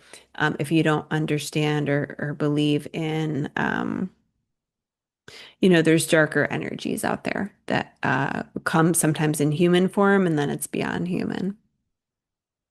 So the way that I work with energetic healing and clearing is that we need to take a twofold approach. We heal the trauma from a psychological level, and we also do the energy clearing because a lot of times there's darker energies that latch on to our wounds. And so there's two parts to it. I'm going to leave it there. If you want more information, I can point you to a couple places where I talk about it. There is a public podcast episode that you can go to. I'm just remembering now. It's called The Energy Behind Trauma and Addictions. So you can look at that. So this is just a key that I just wanted to share that we also have to remember that until we start to take that responsibility and heal, we're also going to be sort of run by these external forces that don't have our best interest in mind. So this is where we're going to start to shift a little bit and taking kind of a deeper dive into the mother wound and the father wound. This might be a really good place to take a break or pause this because we're going to go into like this sort of sub chapter of the work now. Okay, there's two reasons why I wanted to spend some time going into this particular subdomain of this conversation. The first is that I've never publicly covered this in depth. So even though I've talked about it, and certainly in my work with people, we go right into this stuff, right? In terms of directly healing it. But on the podcast, Substack, and even in the visionaries, I don't think I've ever really gone in depth here in terms of teaching it in a more general way. So that's the first reason. The second reason that's actually more important is because when I really tune into the heart and the soul of healing the relationship between men and women, it's actually this. Because this is, if we trace everything back to the root cause, which is what we do, whenever you work with somebody, this is why we go back, right? This is why we trace these things back. This is why psychologists asks you, the first thing they'll ask you, what is the relationship like with your mother and your father? It's so stereotypical, but they're asking it for a reason. Because it's so important. So we're going to spend some time on this. I just want to remind you, give like a really loving reminder that even though there's going to be several slides where we're going to take this deeper, I'm not going to be able to heal your mother wound and your father wound, with these few slides. Like you're going to have to take this work and you're going to have to go deep with it. And you can bring it to your therapist. You can bring it to me if we're working together. If we're working together already, we're already working on this stuff most likely. But make sure that you take this off of this particular video and you start to work with it. If I could choose one area that will give you the biggest bang for your buck when it comes to healing your relationship with the other, it's this one. Because when we trace everything back,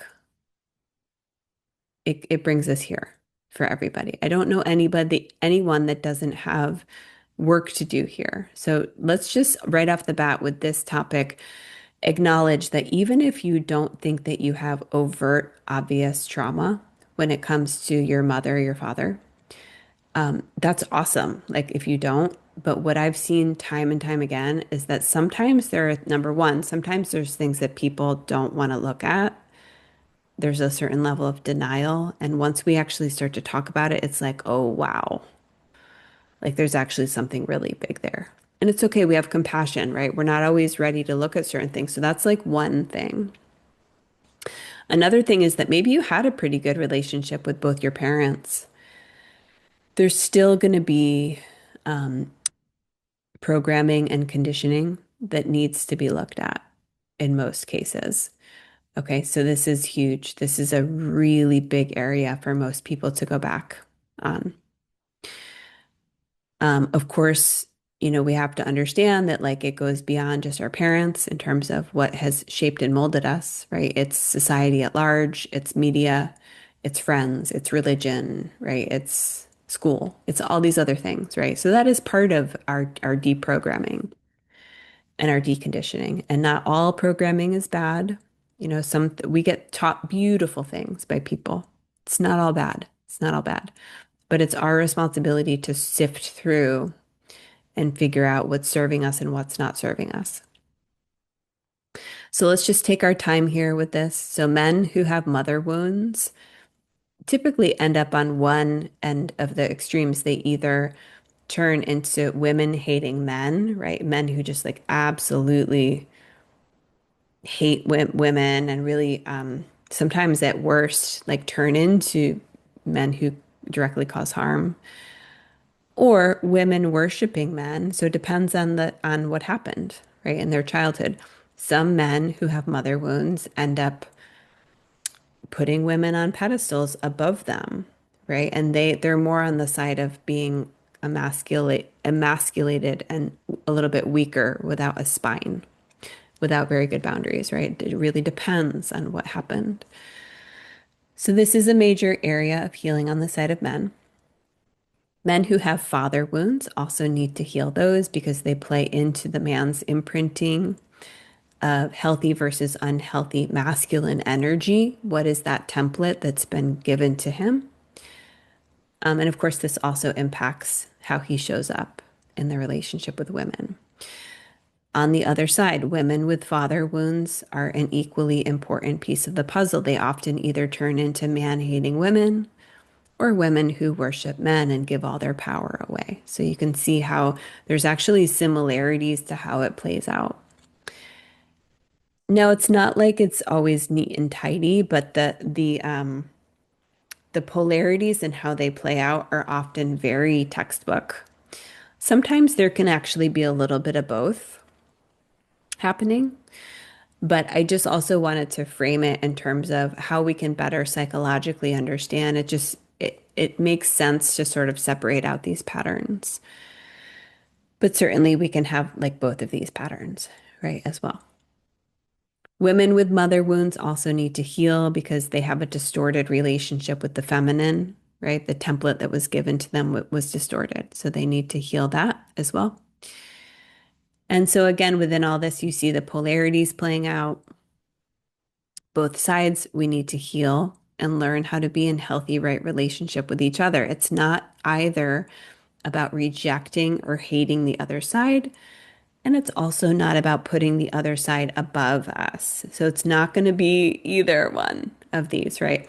Men and women need to learn how to walk together side by side in healthy, right relationship as complementary pairs with each other.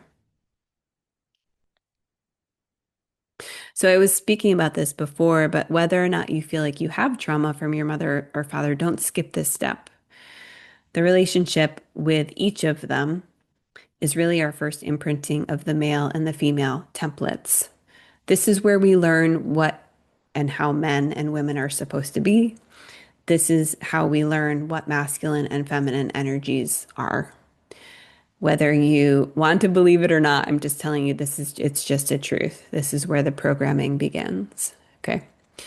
So we all have programming and conditioning, especially from our unique experience of having the particular mothers and the fathers that we had, even if they were really trying their best, and most of them were. From a certain perspective, on some level, we were given the mothers and fathers that we did in order to learn certain lessons and transmute certain things. This is where people can also tie in things like, soul evolution over lifetimes, karma, all that stuff, right, can play in here. You can discard that if it doesn't resonate with you, but it's just the fact remains is that we need to be able to unpack our relationship with our mother and our father.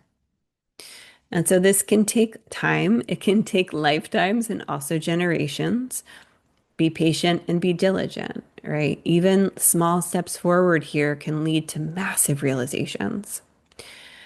What oftentimes happens is when we tackle the mother and the father wounds is that at some point along the line, we start to kind of zoom out and see the generational patterns as well and the ancestral patterns as well. That's when it starts to become really, like for me, that's been a big piece of the puzzle to help understand how these things get passed on and also perpetuated. At this stage in the game, I think, so many people are talking about what's happening right now is that many of us we're having to be the ones who are the cycle breakers. There's a truth to that, and this is not easy work.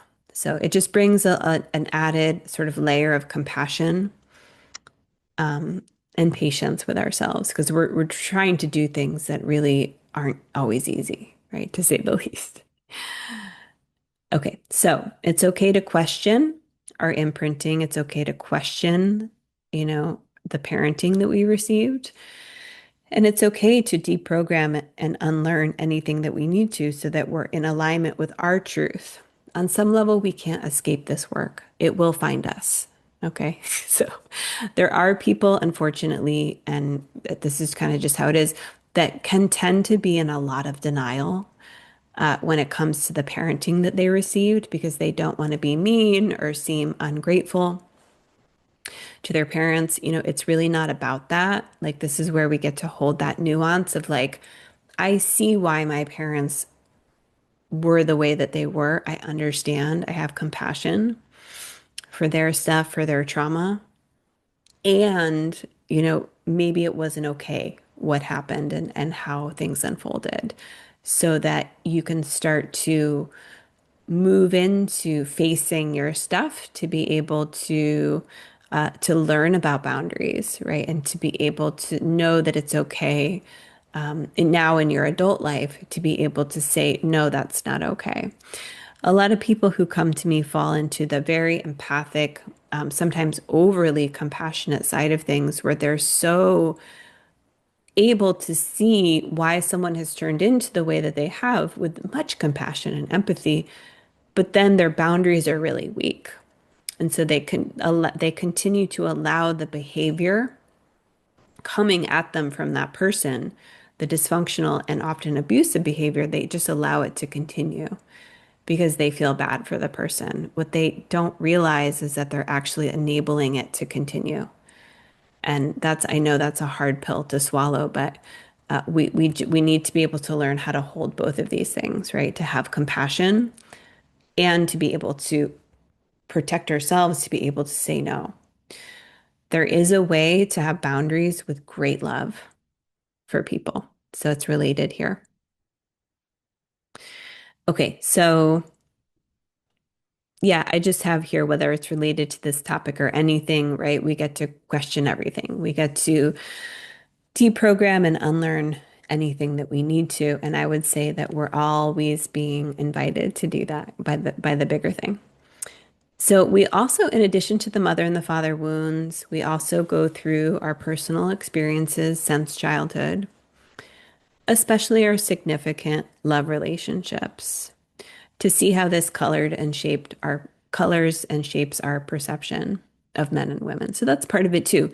But we often really can benefit from starting here first because that's going to give us a lot of insight. And it's often eerie for people once they start to unpack the mother and the father wounds to be able to see like, oh my goodness, that aspect of my mother or my father is like really showing up in this person or this person. It can be really unsettling at times too. But ultimately, this kind of work is really powerful. And it's just pointing us to the things that we need to get real with ourselves on so that we can make different choices and that we can heal the things that we need to heal so that we don't keep repeating these things unconsciously. Okay, so this is where it's going to start to get personal for you. And perhaps there's some new information here. Perhaps you already know quite a bit about this, and I just want to honor where everyone's at. There could be some new keys here for you to take away in terms of some of this patterning of how the typical father wound can play out in many different ways. I know there's a lot of text on this slide, but I just want to be able to show you the typical patterning when it comes to father wounds. And so what we're going to do for each of these, we're just going to go through, the initial patterning of the father, and then for you as a child, how that can be internalized, and then how it can show up in your adult relationships for each one. So just take a breath and just know we're going to go through this. And for each and every one of these, of course, take this stuff outside of this presentation, allow it to land, sit with it, bring it to your therapist if you're not already working on this stuff, if you need to. Or maybe you're just at the beginning stages where you just want to let some of this land. And the beautiful thing about this work is that oftentimes, once we make the unconscious conscious, like once we actually become aware of some of this, like if some of these really land for you, you actually will start to become awake and aware. There's going to be things that start to happen and to be shown to you. So that's beautiful, right? And so you don't, sometimes people don't immediately need to rush off to, a healer or a therapist with the alarm bells ringing to be like, we need to fix this right now. Sometimes you just let it sit, right? And you trust. It depends on where you're at with everything, and you have full permission to do whatever you want with this information. But this is getting to the core of some deep, deep stuff in our life. And I wouldn't spend time going through these typical patterns with you if I didn't think it was important. And so we're getting into the nitty gritty here. So just to give you an overview of the next few slides, we're going to look at the typical patterns for how the father wounds play out. And then we're going to look at what is healthy father energy, or you can say that's an aspect of healthy masculine energy. Then we're going to do the same thing for the mother wound. So that's kind of where we're going. So the first pattern that is common for a lot of people is the absent father. So this isn't a father that actually is either not physically present, like he's gone a lot, or it could also be a father that might be there but is emotionally cold, distant, or unavailable. Or it could be a combination of both of these things. So this is the father that withholds affection, love, praise, approval, and they have other priorities in their life, right? Work, achievement, or escape. So the child of this type of father um, often has this archetype of the lonely child. They believe that love must be earned somehow. They also have a deep fear of being too needy that comes from the perceived rejection, whether that rejection was like overt or not by the parent, because sometimes parents or fathers don't do it on purpose, right? Sometimes they do. But anyways, the key here is the perceived experience of the child, because as a child, they will feel rejected, consciously or unconsciously when this happens. And so then there's a void there that they carry into their life, right? And so how it shows up in adult relationships is that they might be attracted to people who are similar, who just aren't available, right? They're not emotionally available. Maybe the partner's not even physically available. Sometimes I see people who constantly date or get in relationships with people who are like long distance or like aren't actually physically available. So these are the questions that we get to ask ourselves. Are we unconsciously attracted to these people that have the same patterns as our mother and father? It can also, like these people in adult relationships, can be afraid of having needs or asking for needs. Some people don't even know what their needs are.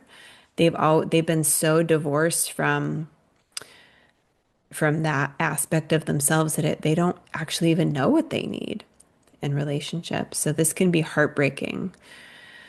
Sometimes these people also can be hyper independent because they didn't actually get the support they needed, and so they just had to, by necessity, become independent. And I don't need anyone, so that can be part of it. And sometimes they can also sort of oscillate between longing for connection and love and also distancing, which can be part of the disorganized attachment style. That's sort of this oscillation between these two things. So this is just something to sit with. I know that, traditionally, sort of like back in the day before like sort of the current era of parenting, this particular archetype was common, it was more common. So the second pattern here that we see oftentimes is the critical, impossible to please father. So this is the one that is, has really high expectations. Sometimes it can be associated with the father who is the more authoritarian parenting style, like very high bar, rigid, right? Like a strict definition of like what is acceptable, what's not acceptable. Harsh judgment all the way towards abusive, although we'll get into the more explicitly abusive father next.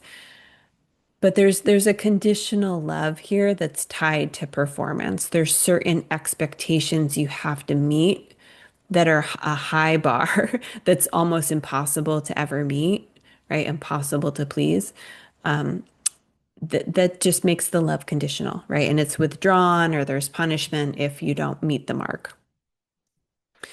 And this is where the father's perfectionism is imposed on the child. So I actually forgot to put to switch these. So apologies for that. We'll just go down to the inner child pattern. So the child will be the performing child. They always have to sort of like try to figure out what the father or whoever the person is that they want. Like, what does this person want or expect? And then they perform. They perform to do that.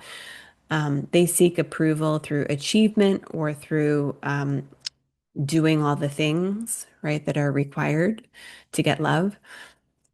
And they really do equate mistakes with unworthiness. So if like there's a high level of sensitivity, if they stumble, if they fall, if they make a mistake, right, then it grinds in that feeling of unworthiness. So this can be really damaging.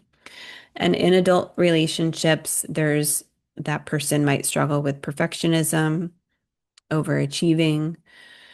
They're going to attract most likely partners who will be critical and similar to this pattern. They might have this constant fear of disappointing other people. They might have anxiety around that.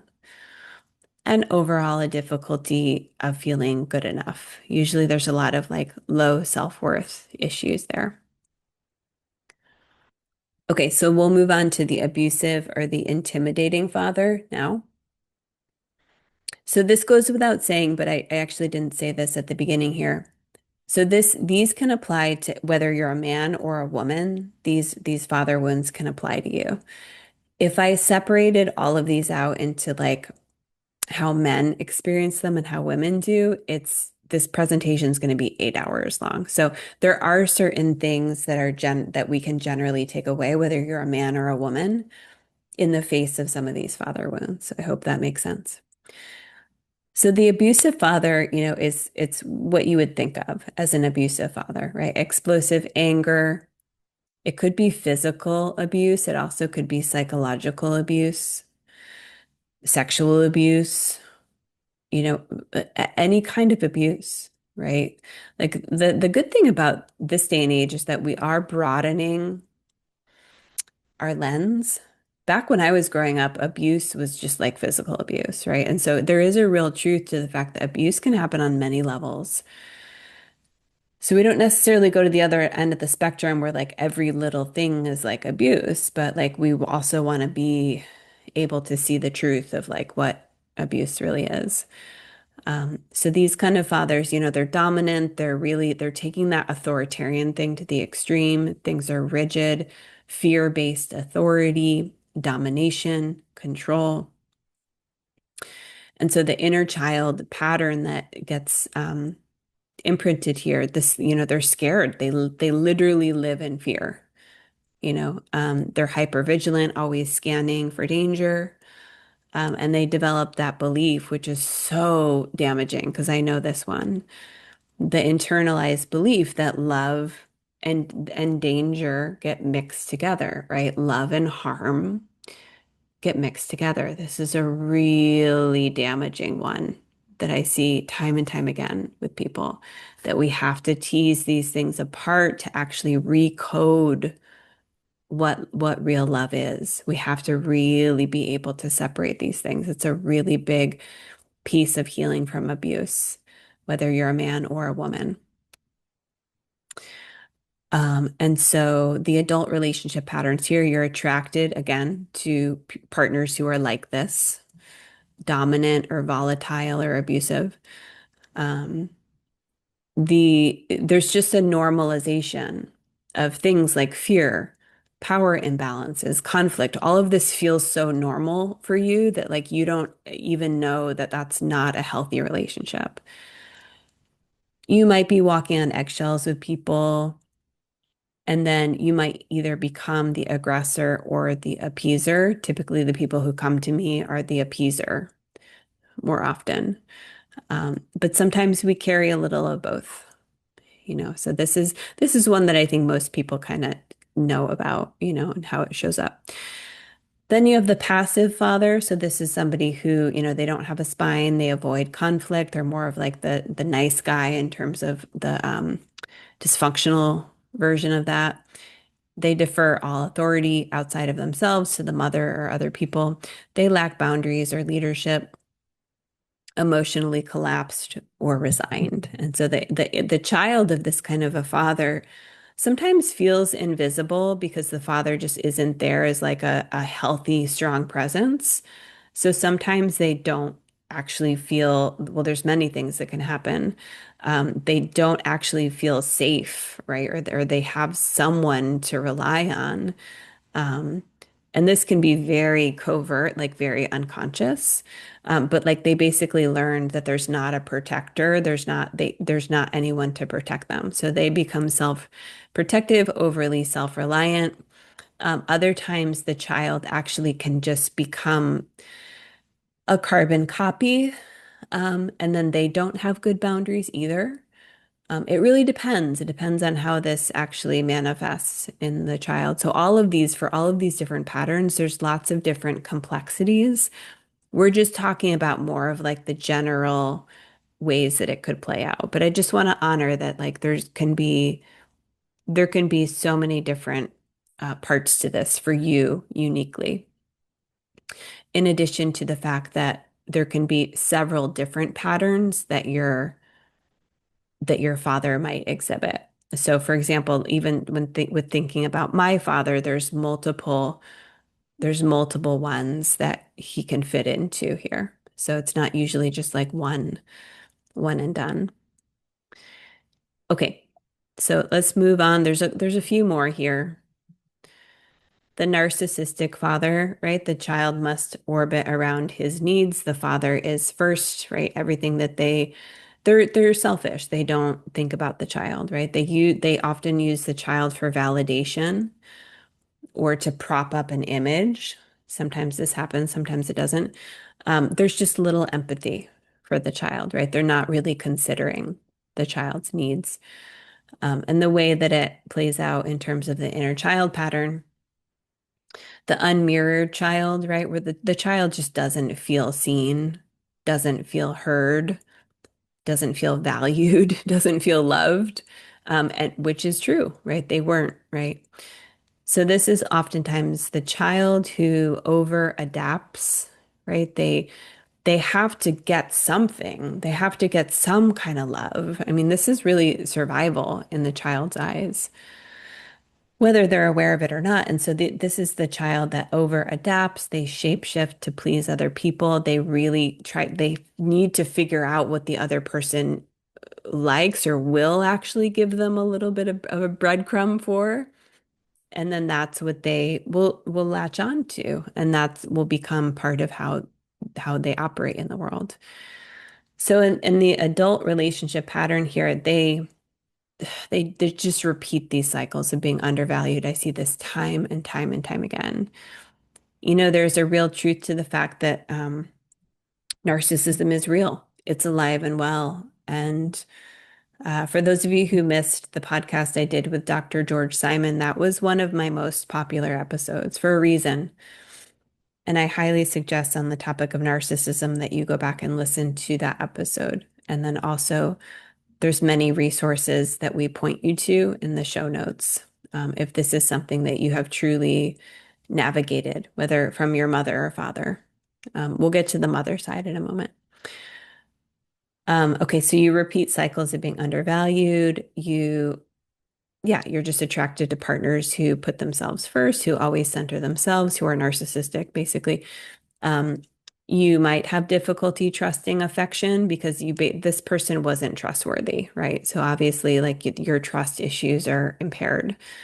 And there's a toleration of one-sided relationships where there's not that reciprocity. And then there's the unstable father. Maybe this father has addictions. They're inconsistent, they're unpredictable. Their moods might be all over the place. The child doesn't know what version of the father is going to show up. This obviously leads to the child being anxious, right? Um, just hyper attuned to other people's moods. These are the people that end up really, really sensitive and able to every little thing with people. They might even turn out to be kind of psychic because they had to do that for survival, literally, in many cases. And the child also they just don't feel safe, right? It's totally unstable. So they can't trust they can't trust relationships in general. They can't trust stability. So in their adult life, they attract people who are chaotic or are inconsistent. There could be confusion between this unpredictability or this chaos energy and love or passion. And sometimes with the sexuality piece, that these two things can be linked together for them. They have difficulty feeling safe. Sometimes they even reject unconsciously relationships that are stable or consistent, like they just aren't attracted to those people, right? Because of this patterning. All of this stuff can be healed and overcome. Okay, let's just remember this is all unconscious stuff that once we become conscious of it and we work on our healing, this is what we're being called to do for all of this, right? We're not talking about this stuff to just then um, get mad at ourselves and just continue to repeat the patterns, right? Like these are things where it's all an invitation for us to heal, to grow, and to evolve. But these are just things that play out in adult relationships for this particular patterning. Difficulty feeling safe, over-functioning caretaker tendencies. That's huge. I mean, this is also the rescuer position on the triangle for people who were basically raised in codependent households, who then had to step in and be the parent or the caretaker. We see this all the time, that people then end up doing the same thing in their adult relationships. That's really it's a very obvious case of codependency, right, with this one. But we see codependency across the board with all these patterns. Okay, the last one that we'll cover, and these are just the main ones. When you have an overprotective father who might just be really over-involved, smothering, some of these have overlap, right? But this is like just excessive amounts of control. It's just the hovering, right? The over-involvement. So the excess control is framed as safety. They really don't leave a lot of breathing room for autonomy and exploration. And they're just projecting their own fears onto the child ultimately. So that the inner child pattern is the over sheltered child who just hasn't been able to kind of go out on their own and, stumble and fall and things like that. So they do end up becoming fragile and incapable. This also is a pattern on the side of the mother that we talk about quite a bit. The overprotective mother, right, is part of this too. This is just the father side because it can happen on both sides. So unfortunately, this is a case where the child does then it isn't prepared to enter the world as a fully grown adult because they haven't been given the opportunity to practice that. Sometimes they might defer decision making or responsibility onto other people because that's just what they were taught. And then, so in adult relationships, they might have conflicts around being independent versus being close, right? They just haven't had a chance to actually develop their own independence. So they might just repeat the dependency stuff. They might have a fear of making mistakes just because it wasn't safe for them to make mistakes, right? And so sometimes they end up um, it's like they have a fear of making mistakes, but then also there's like this thing where they sometimes stay stuck on like that victim position of the triangle, very disempowered because they haven't been allowed to just go out into the world and make mistakes and actually learn that mistakes are learning opportunities to grow. So yeah, there's dependence here a lot of times on other people, dependence on other people in general, or dependence on the partner's approval. And then, difficulty taking risks. And so again, these are the main father wound patterns that we see.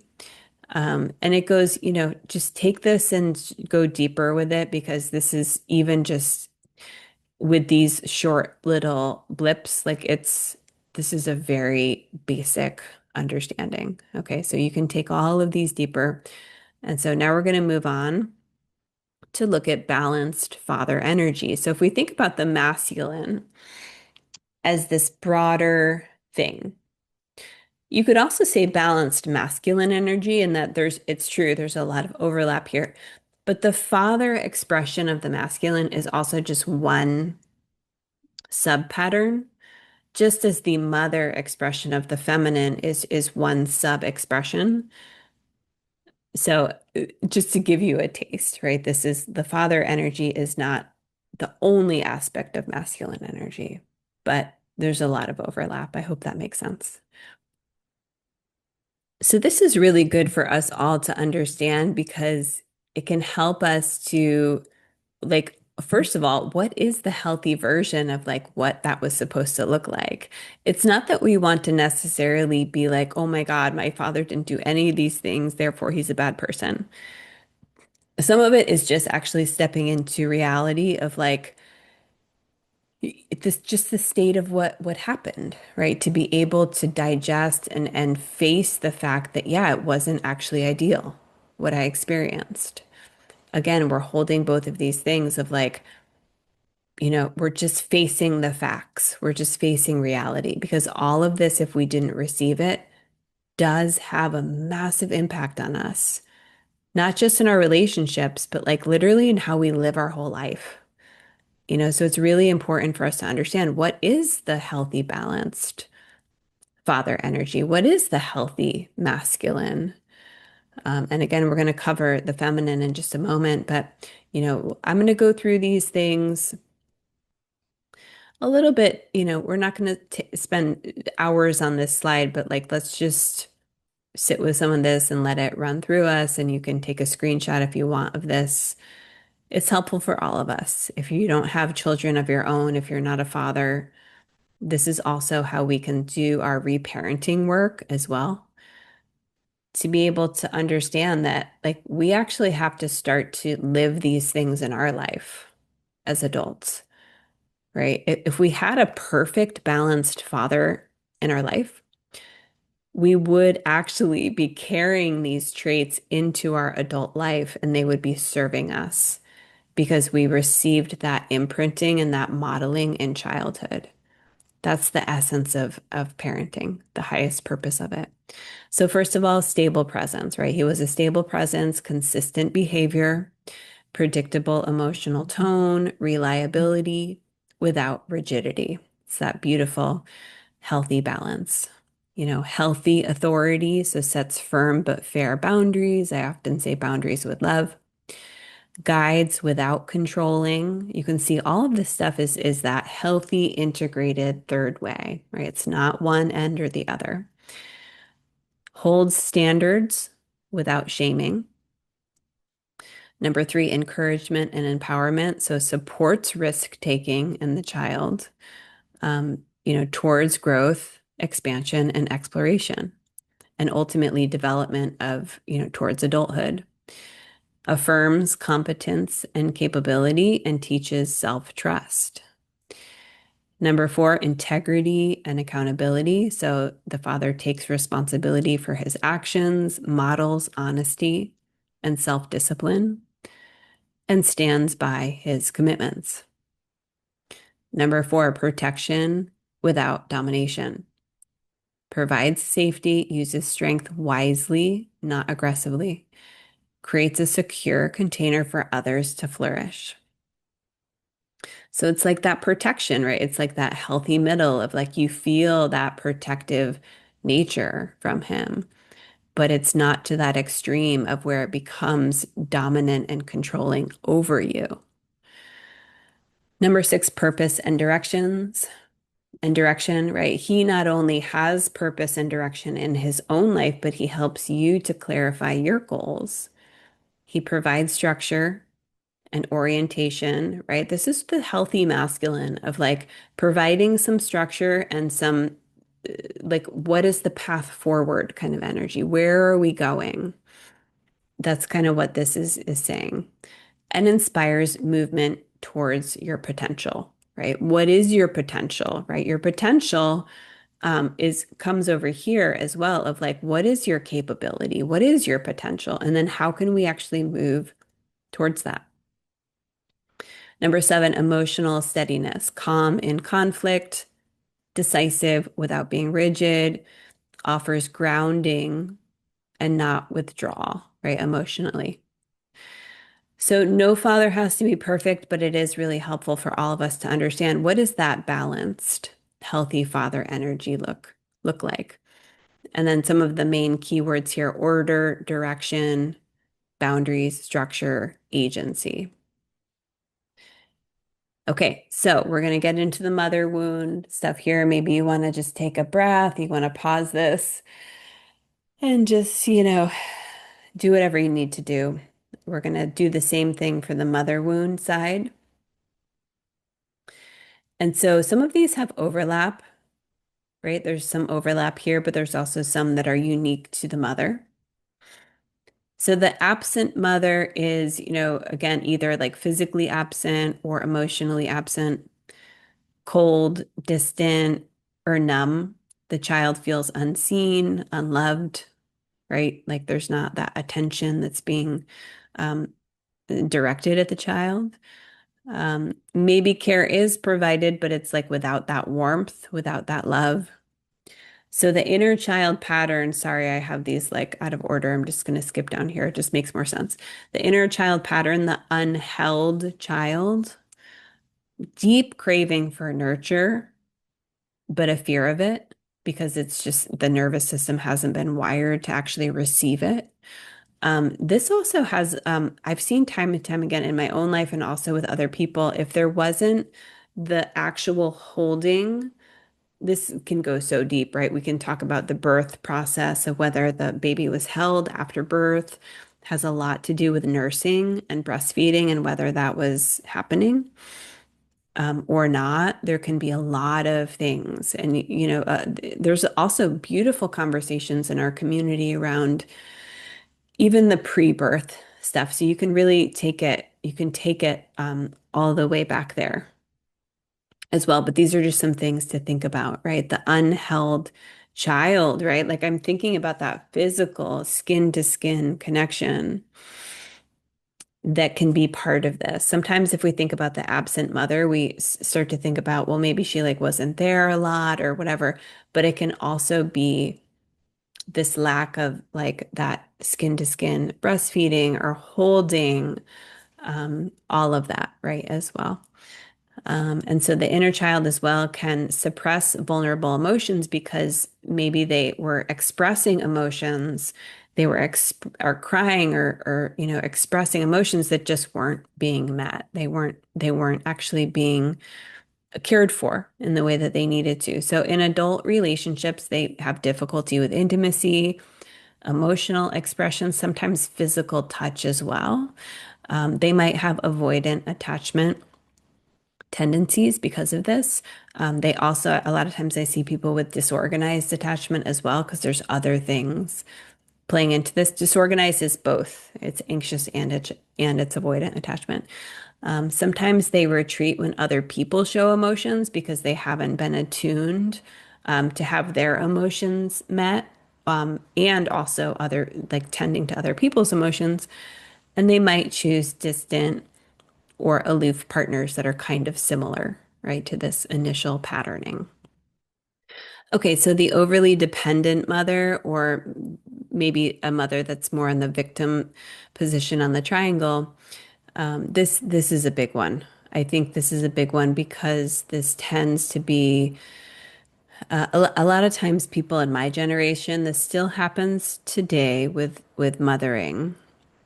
But there was a truth to the overly dependent and victim-oriented mother, just based on some of the more traditional patterns. This was certainly a pattern in my family where it's like all of the women on both sides were the passive, victimy, always got, abused, run over by the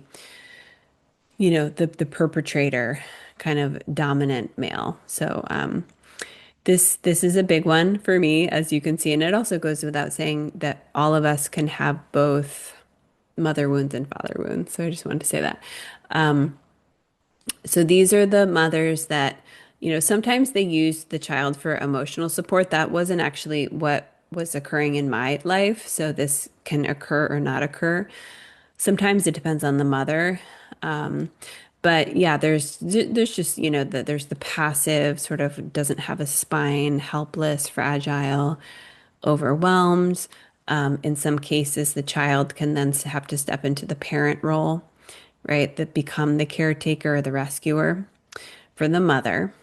And so the inner child patterns here, they can become parentified. So basically they're asked to step into more of a adult role sometimes before and have their childhood sort of not be available to them.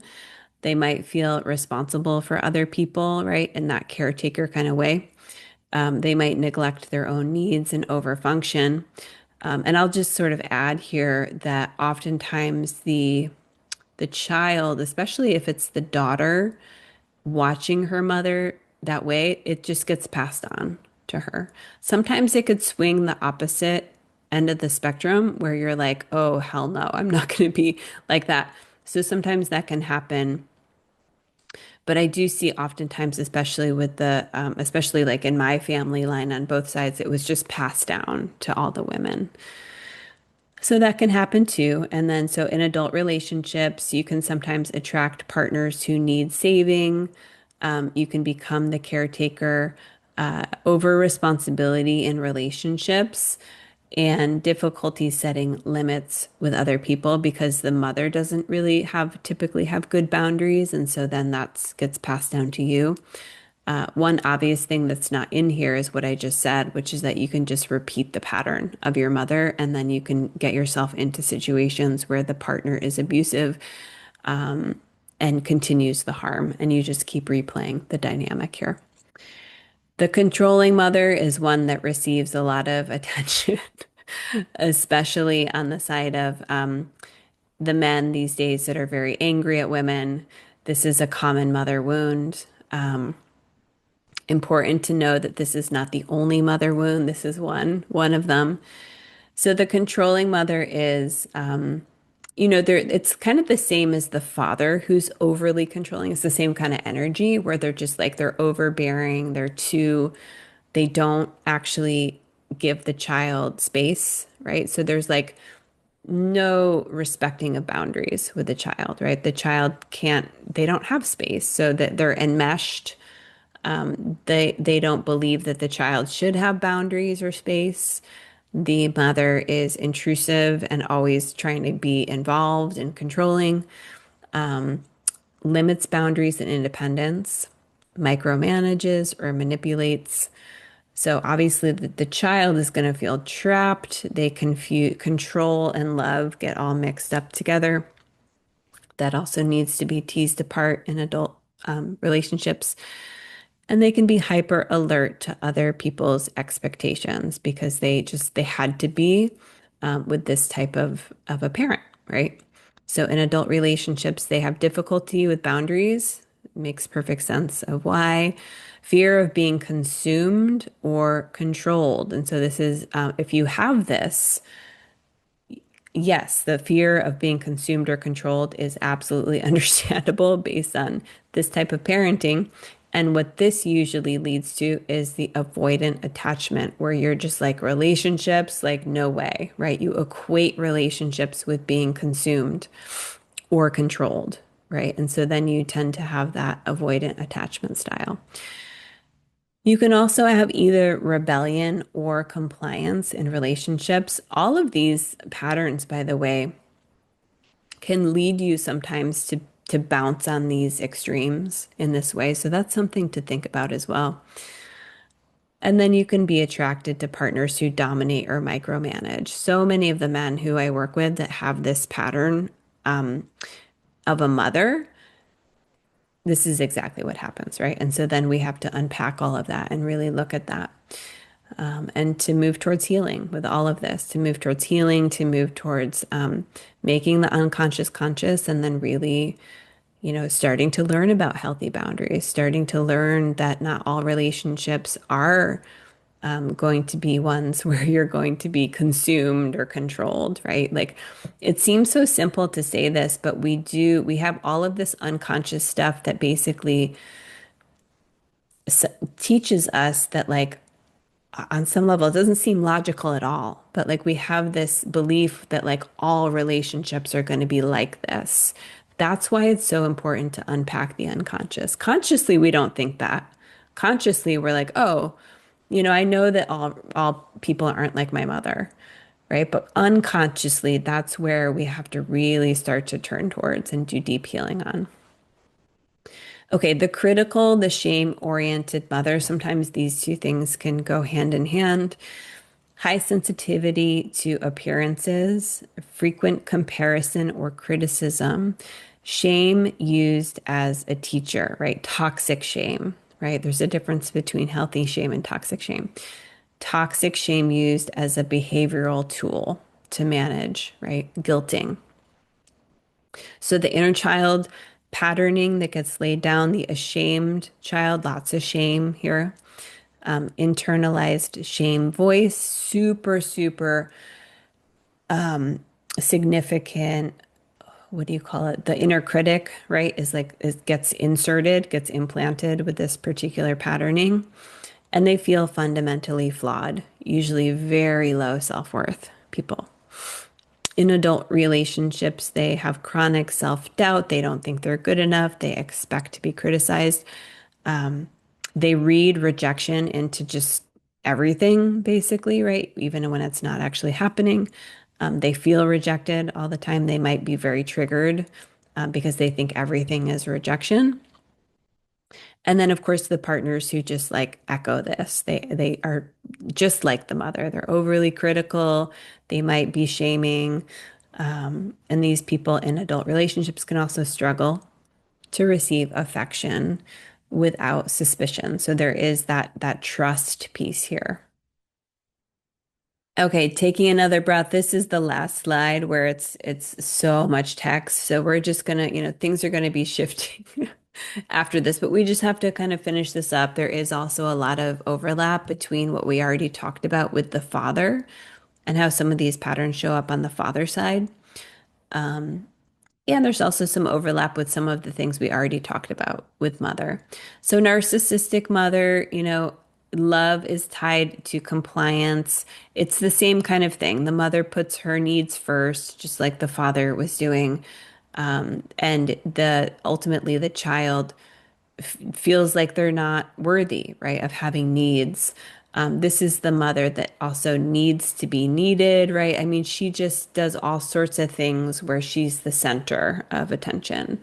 There could be guilt-based emotional control, just similar to what we talked about before. And then the inner child here feels like the guilted child. It's almost like this child is like, has this sense of, how do I want to say it? It's almost like, why am I alive? Kind of thing. Like they need permission to like exist as a human kind of thing because they just have not been valued. They just haven't been given that love, that care, that attention in the proper way. If the mother is at the top and the child is getting the scraps, right? That's an inversion of how it's supposed to be. It's supposed to be that the child feels that love, that care, feels in a way, especially when they're young, that they are, that they are the center, and that their needs are coming first. That's how childhood should be. It's not that we do that to make children feel spoiled, but especially when they're younger, we do need to, as parents, put our needs to the side a lot of times to be able to, you know, if a baby's crying, they need to be fed. You're not just going to leave them there, right? And so this is sort of the inversion of how it happens. So the child is almost like guilty for being alive or having needs. They believe that love is conditional. And there's also that constant hypervigilance, that monitoring of other people's needs and basically putting other people above them because that's just how they were trained as kids. So in adult relationships, they might feel responsible for their partner's happiness. You know, it's really the pedestal thing that happens that we do with people. They might tolerate these guilt-based dynamics. They might be drawn to narcissistic partners. And they also often have difficulty prioritizing their own needs and their own desires. So the abusive mother, you know, emotional or physical abuse, or on all of the different levels, right? There can also be sexual abuse, there can be psychological abuse, all of the different levels. It's the same as the father as well. Abusive mother is volatile, unpredictable. And so this is the wounded child, right? They normalize chaos, they normalize abuse, they distrust nurturing, right? Because that's just not what they received. There's that love and harm all mixed together thing that we've been talking about many times here. And so in adult relationships, you just repeat the abusive relationships. You confuse conflict with connection. It's a big one for a lot of people. You tend to attract or reenact these volatile dynamics. And you have difficulty trusting softness or kindness, which just to this day, I mean, there's so many people that logically they don't understand, you know, why they aren't drawn to people who are kind. It's because their nervous systems weren't wired that way. Their psychology and their imprinting wasn't wired that way. That's, you know, they learned that love equals harm. So it's majorly damaging. I mean, I had to do this work, trust me.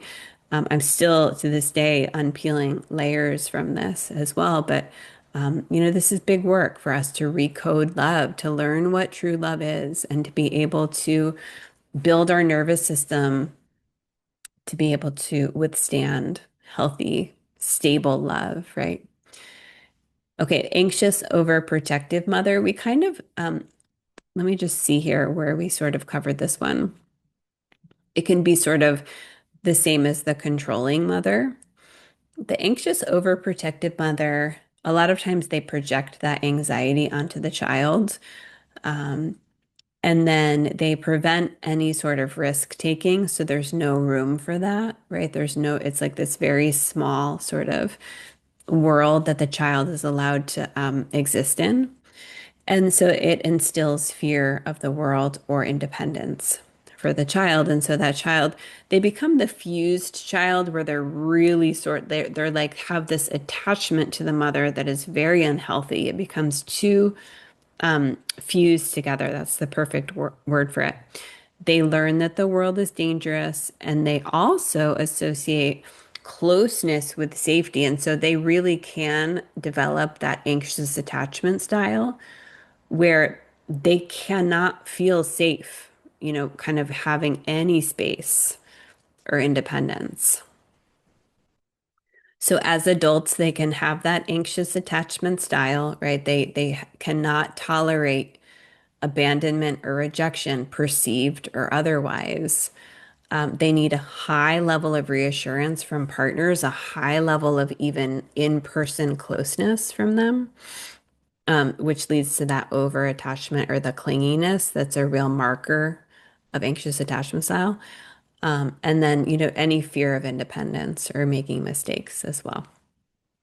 Okay, the last common pattern with the mother wound is that you have an immature mother or a childlike mother, right? They're basically like an adult child. So they lack adult emotional regulation. The child once again becomes parentified, right? They have to step into that role.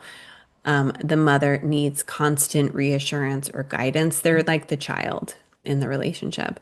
So this is the adultified or the parentified child forced into grown-up roles early.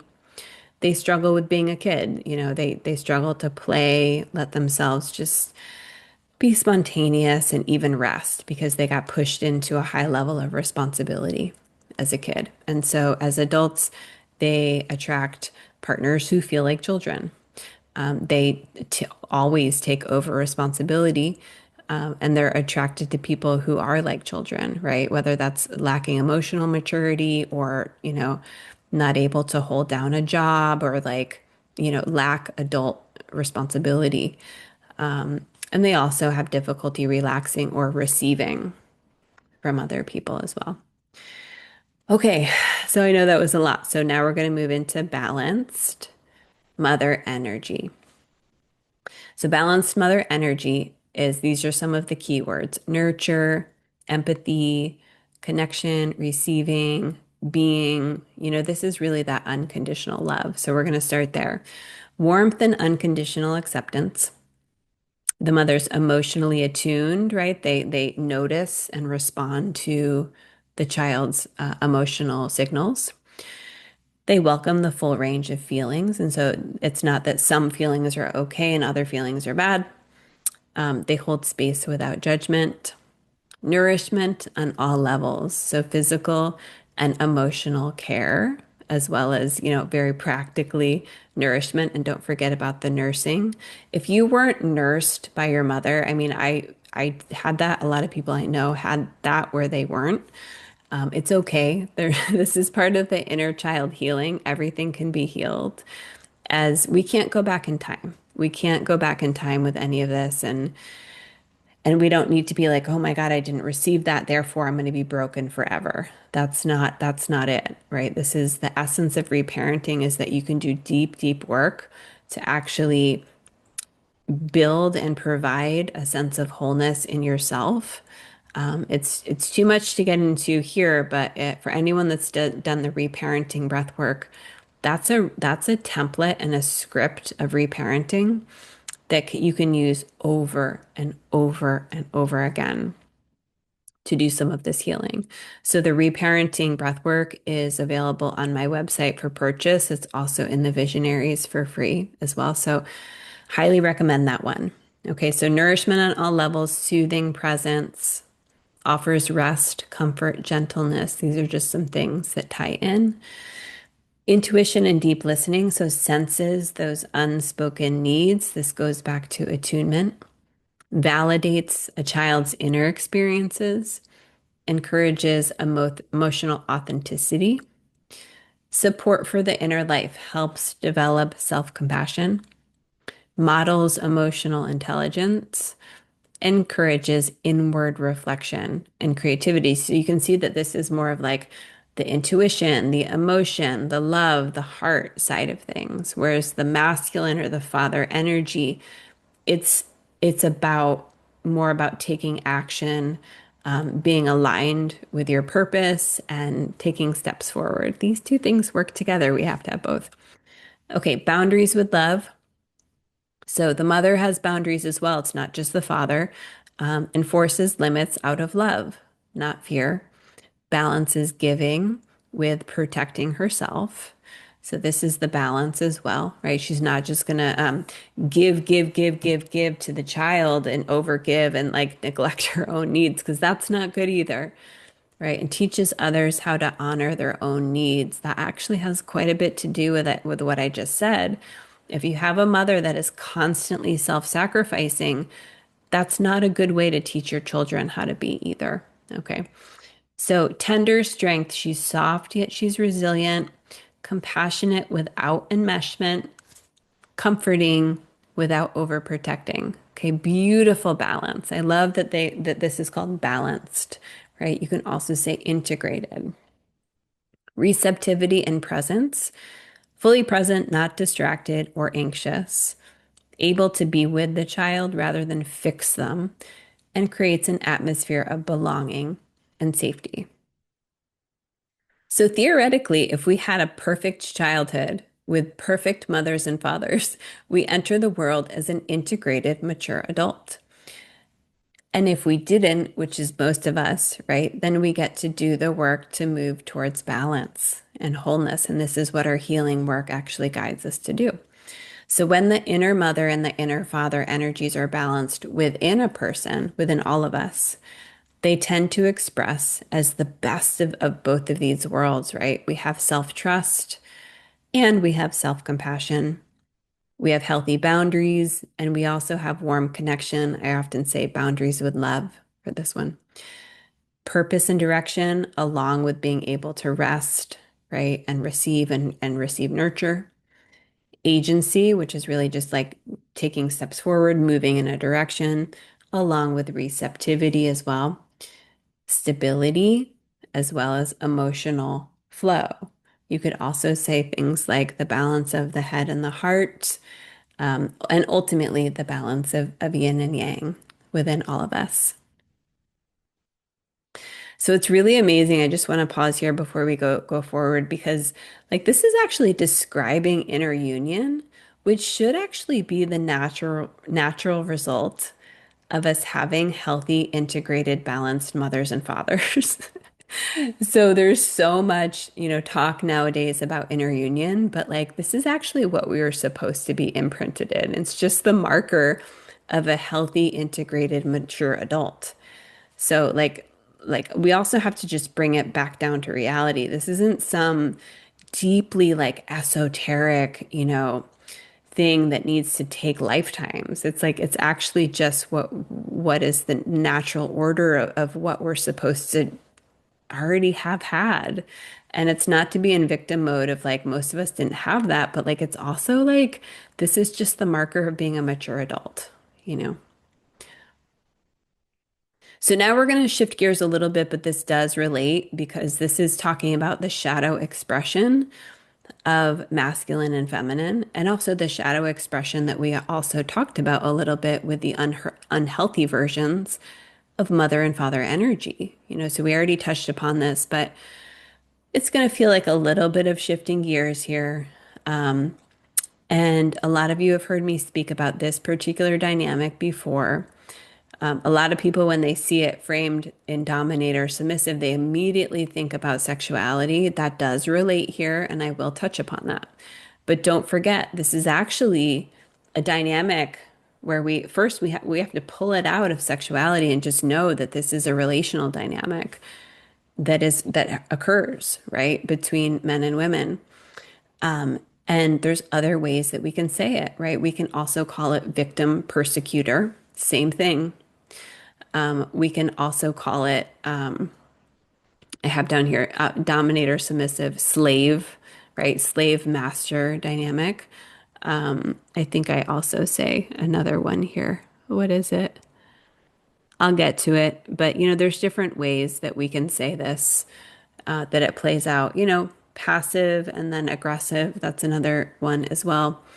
So I truly believe that we're meant to transcend this dynamic, right? It's just like we've already talked about it. These are not healthy expressions on either side. This is not the natural order of things. I've talked about this many times before. People will fight me tooth and nail on this, right? I don't buy this. I'll get to that in a moment. I truly believe we're meant to transcend this particular dynamic where neither person has power over the other. Until we do, the trauma cycle will just continue on forever, which is not sustainable and it's not how it's meant to be. This is my belief system, take it or leave it. Another way to say this is we must transcend the dominator submissive slave dynamic. Okay. This is happening all over the world, right? It's not just between men and women. This is literally between all humans. And this is like the war frequency. And so this is not it, right? This is a false overlay. This is what I believe. You don't have to believe it. That was pressed upon humans that goes way beyond humans. Okay, so this is where you get into the hyperdimensional realms. If you don't believe any of this, just toss it in the garbage. But there are forces beyond humans that are controller forces in the hyperdimensional realms. And so I believe that this is a false overlay that was pressed upon humans, right? And it's not the natural order of humans. It just simply creates chaos, destruction, harm, drama, and makes us ultimately really easy to control from that top-down place, right? If this is what we're playing out. So I kind of already spoke to this. It's never been more obvious than right now as we see these themes of power over dynamics playing out on the world stage, right? To the point where it's literally destroying us. This is war frequency in action. So remember, when we think about the dominator-submissive dynamic, this is not just about men and women. I already talked about this. It's not something like fun in the bedroom that people get off on. It's all connected. I had this really strong audio teaching that I taught at some point that reminds people of this. And let me just think about how much I want to go into this here.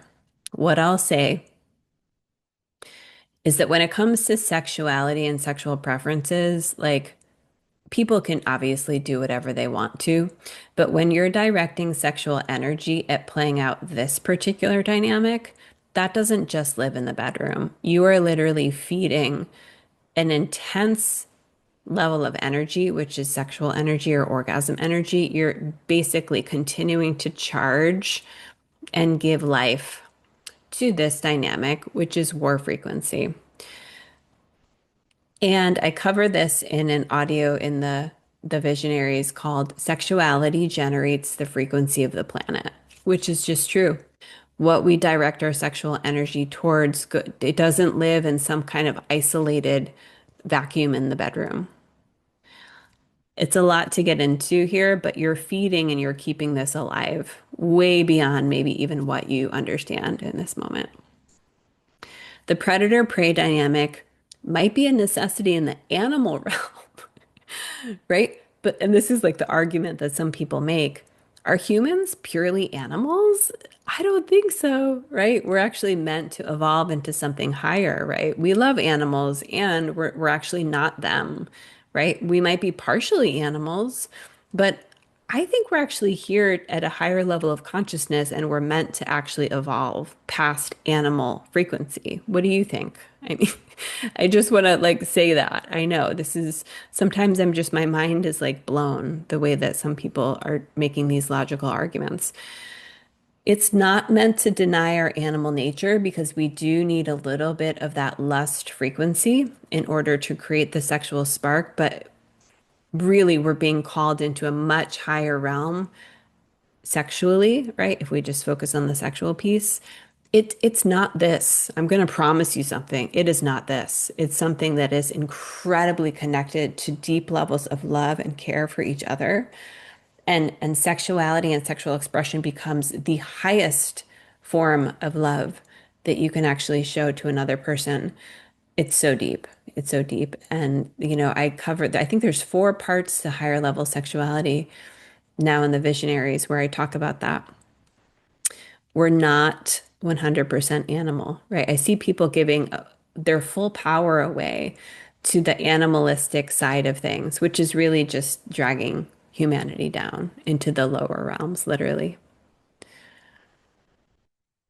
So sexuality is a really big part of my work and how I work with people. And I have something called sexual sovereignty, where I really get real with people to unpack the sexual shadow work side of things, to be able to face our shadows, not because we want to shame ourselves, but because we want to understand where this imprinting came from to make choices on where we want to go with it. And honestly, a lot of it does need to be transmuted and taken into the higher expression, right? Until you've actually experienced sexuality where it starts to be these higher octaves, I mean, it's just, I don't even have words to describe like we're just scratching the surface of what is possible with the exchange of love between two people in a sexual exchange, like just scratching the surface. And so people who think that they're advanced when it comes to practicing these lower level shadow forms, I'm gonna just, yeah, I'm just praying that they will be able to understand that that can become such a prison. and it prevents them from really being able to come up into some of the beautiful higher expressions of sexual intimacy with other people. Okay, so power dynamics, we have to cover this because it's really present in male-female relationships. I really believe that we're here to learn about what true power is. True power is not power over. And we have to really sit with this idea of the word power, what it brings up inside of you. What are the visualizations that come to mind when you think about that word? What is power? What is power, right? And what do you think that means, right? It's not about power over other people. It's not about men controlling women. It's not about women controlling men. It's not about domination or winning on either side. Learning about true power is a deeply spiritual thing. And it really has to do ultimately with our own internal power over system that is the ego thinking that it's in charge and that it's going to force or control ultimately ourselves to do things that are not in alignment, right? So it's actually an inner game, you know. So learning about true power is a deeply spiritual thing. It has to do with the ego taking its right place to be in service of the bigger thing, right? You could say the heart, right? You could say, some people call it like God first, whatever language you want to use. Your heart and your soul actually being what comes first and foremost, and then your ego being able to take orders from the heart, right? This is it taking its right size place. So for humans to spiritually evolve, surrendering into that and letting go of ego-based control is huge. I mean, this is why, if you're into astrology, there's three different major portals in our life where this is actually is what we're being called into. The first one is the Saturn return, the late 20s, like around 29. That's our first initiation, usually where we have a wake-up call that maybe our ego is kind of running the show, right? Or you can say our conditioning, our programming. And maybe our lives are not in alignment with where we truly know that we need to go. So that's like the first gate. The second one is the Uranus opposition. These all kind of tie together. And that happens around age 42 for people. So that's the second opportunity. Some people call this the midlife crisis, where you wake up and you're like, holy shit, like I'm so out of alignment, whether that's the relationship I'm in, the job that I'm doing, whatever it is. A lot of times this is the part where we have that wake up call if something's really off, and you're not able to run from it anymore. That's the Uranus opposition that happens. That's the second opportunity, right, to wake up.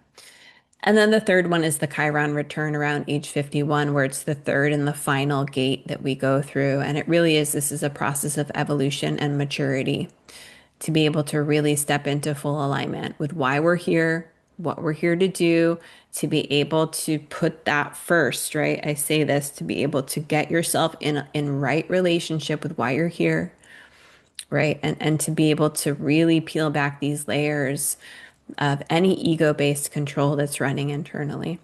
So this is a deeply spiritual path. I'm not going to sort of give you the full answer on like this is what true power is because we each need to like really this is a huge part of our evolution.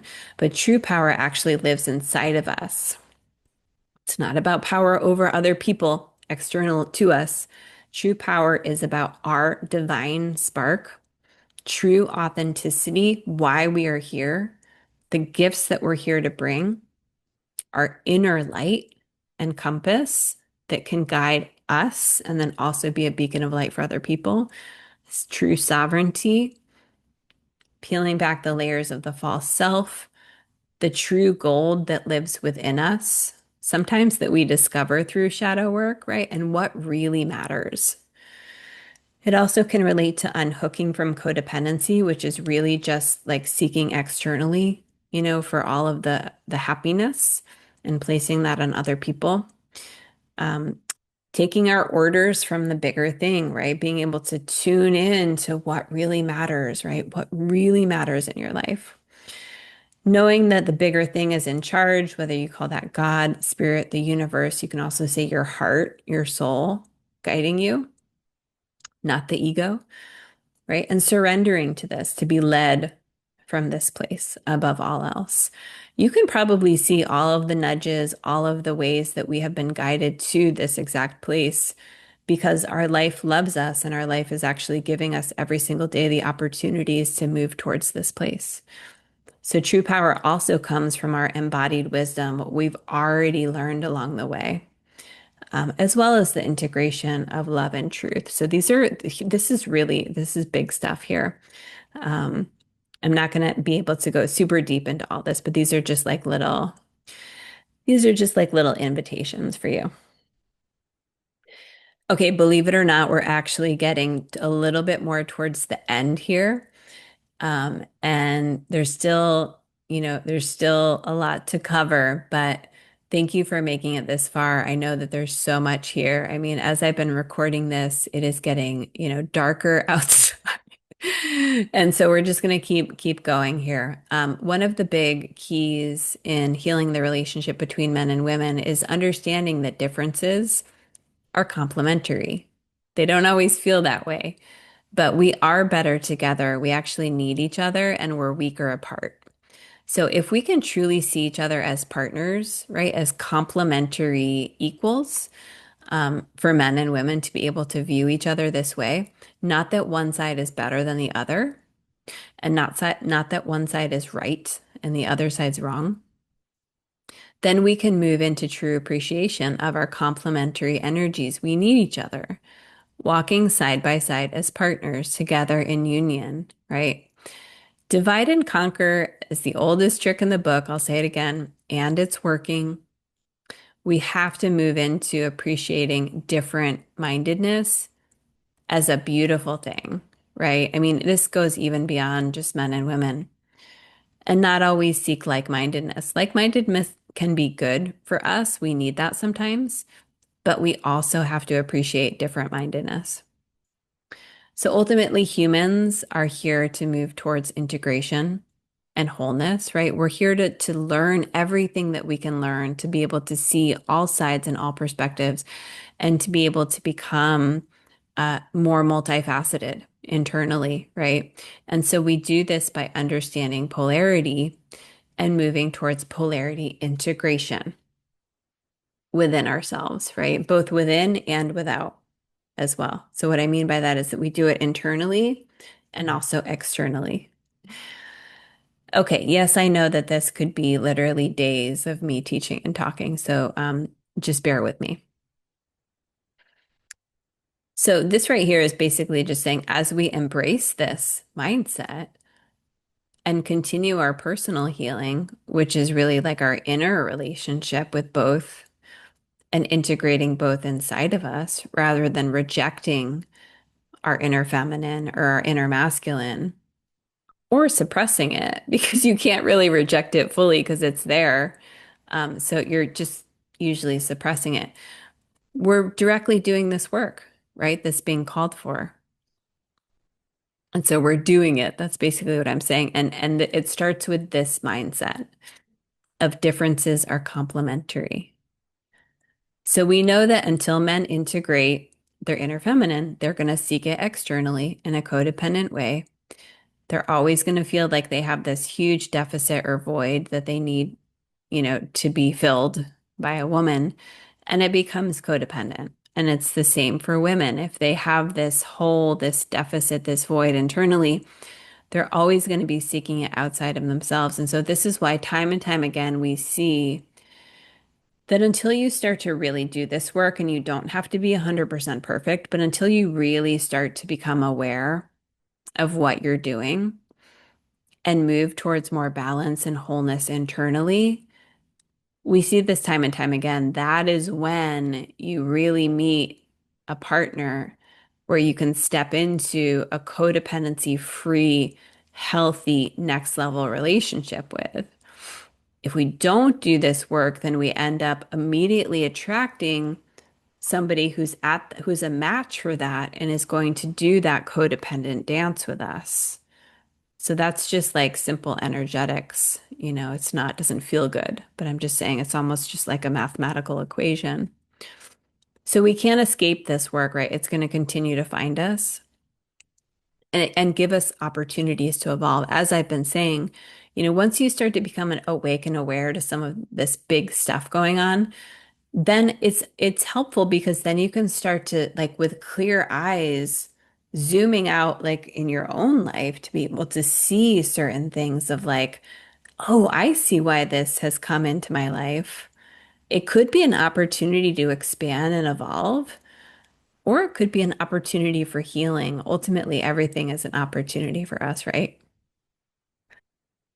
Okay, I skipped over this piece. The codependent pairing just continues the trauma bonds and ultimately prevents us from doing our inner work to move towards wholeness and integration. So the longer that we stay in those, we're not going to be able to do this work, right? For many of us, it's not black or white either, though. Those relationships can be part of the process that we have to go through. So it's not black or white, right?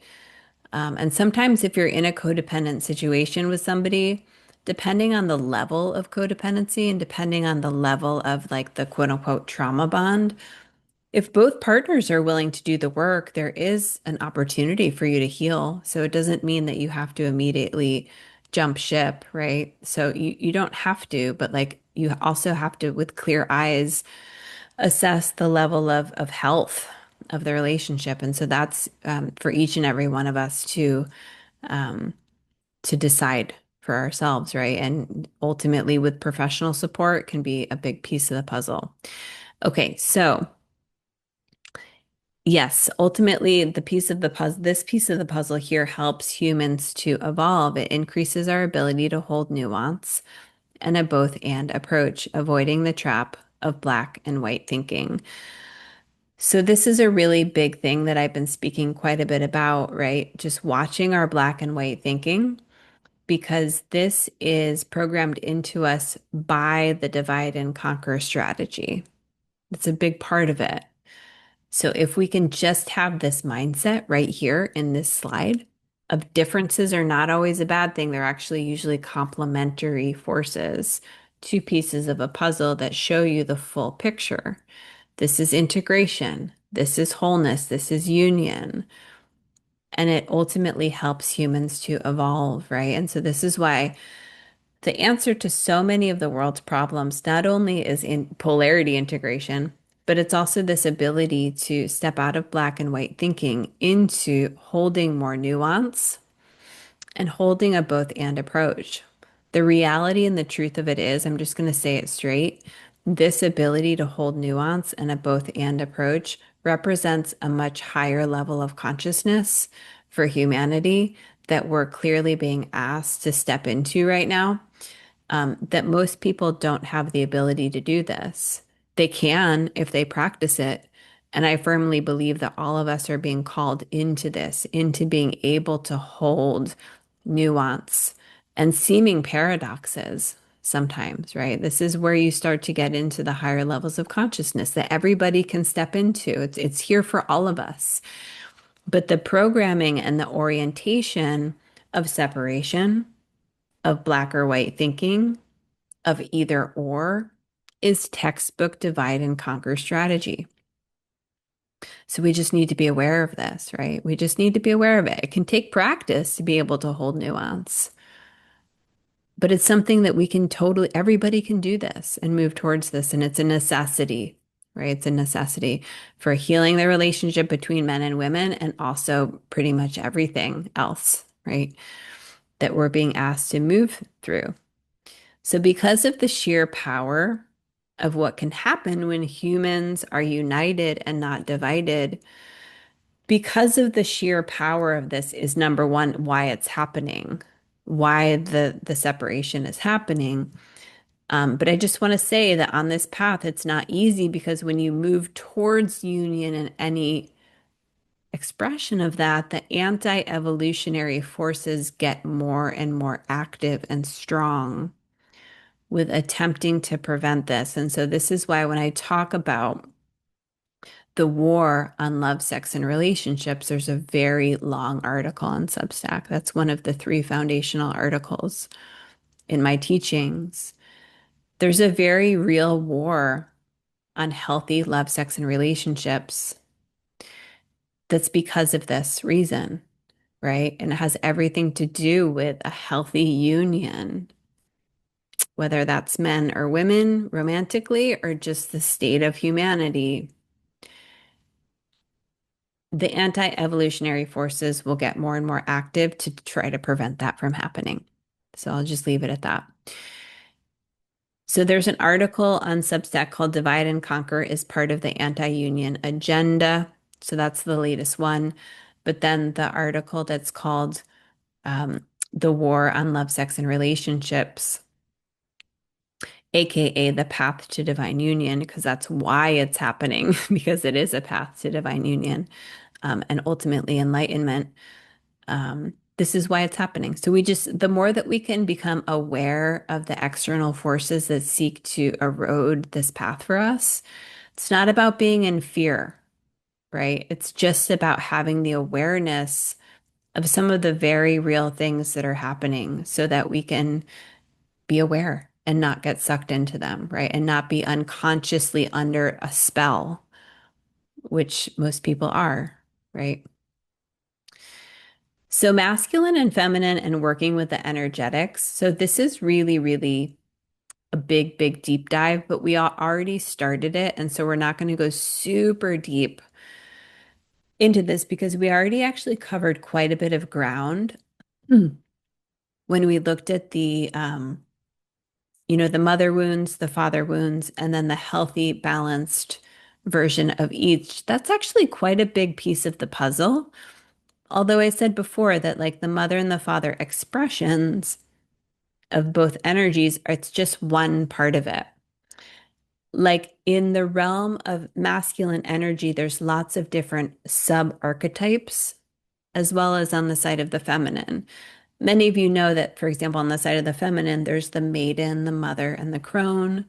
These are just three, right? There's lots of different feminine archetypes, as well as a lot of different masculine archetypes. So this work is profound and vast. But hopefully you can see with just what we covered around the mother and the father stuff, there's actually quite a bit to work with there.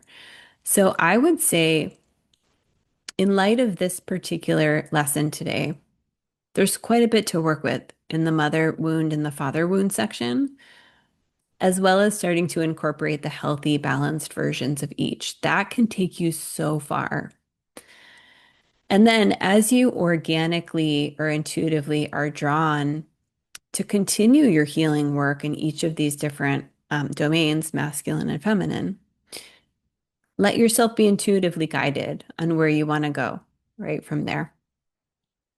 As I said before, I'm actually going to cover it down here, so I'll just wait for a moment. But, as I said before, first we must really know and understand the truth about the masculine and the feminine. Like I'm talking about the pure truth, not the social media stuff that we're being taught, but the pure truth, right? So that we know how to work with each of the ingredients in order to perform the alchemy for union, because you need both, right? You need both sides.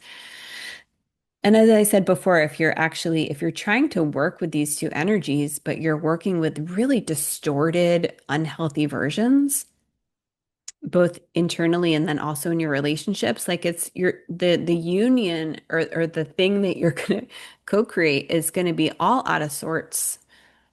And so that's why it's really important to deep dive into masculine, feminine, understanding the distorted or shadow versions versus the healthy versus the highest, most divine expression of each.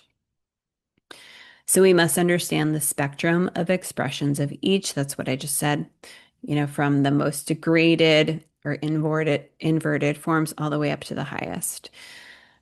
And sometimes I already shared this earlier. Sometimes to make it simple, I talk about shadow to healthy to divine.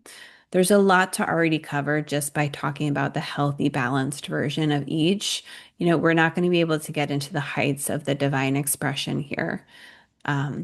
but humanity at large is running the shadow stuff of both sides such that truly moving into the true divine, most exalted expression of each side, it's going to take a long time for us to get there.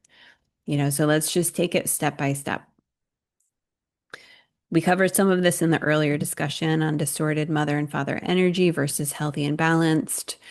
Okay, I already covered a lot of this. If we're working with the degraded forms of each, we're going to produce a union or a relationship or the state of the world that is also degraded.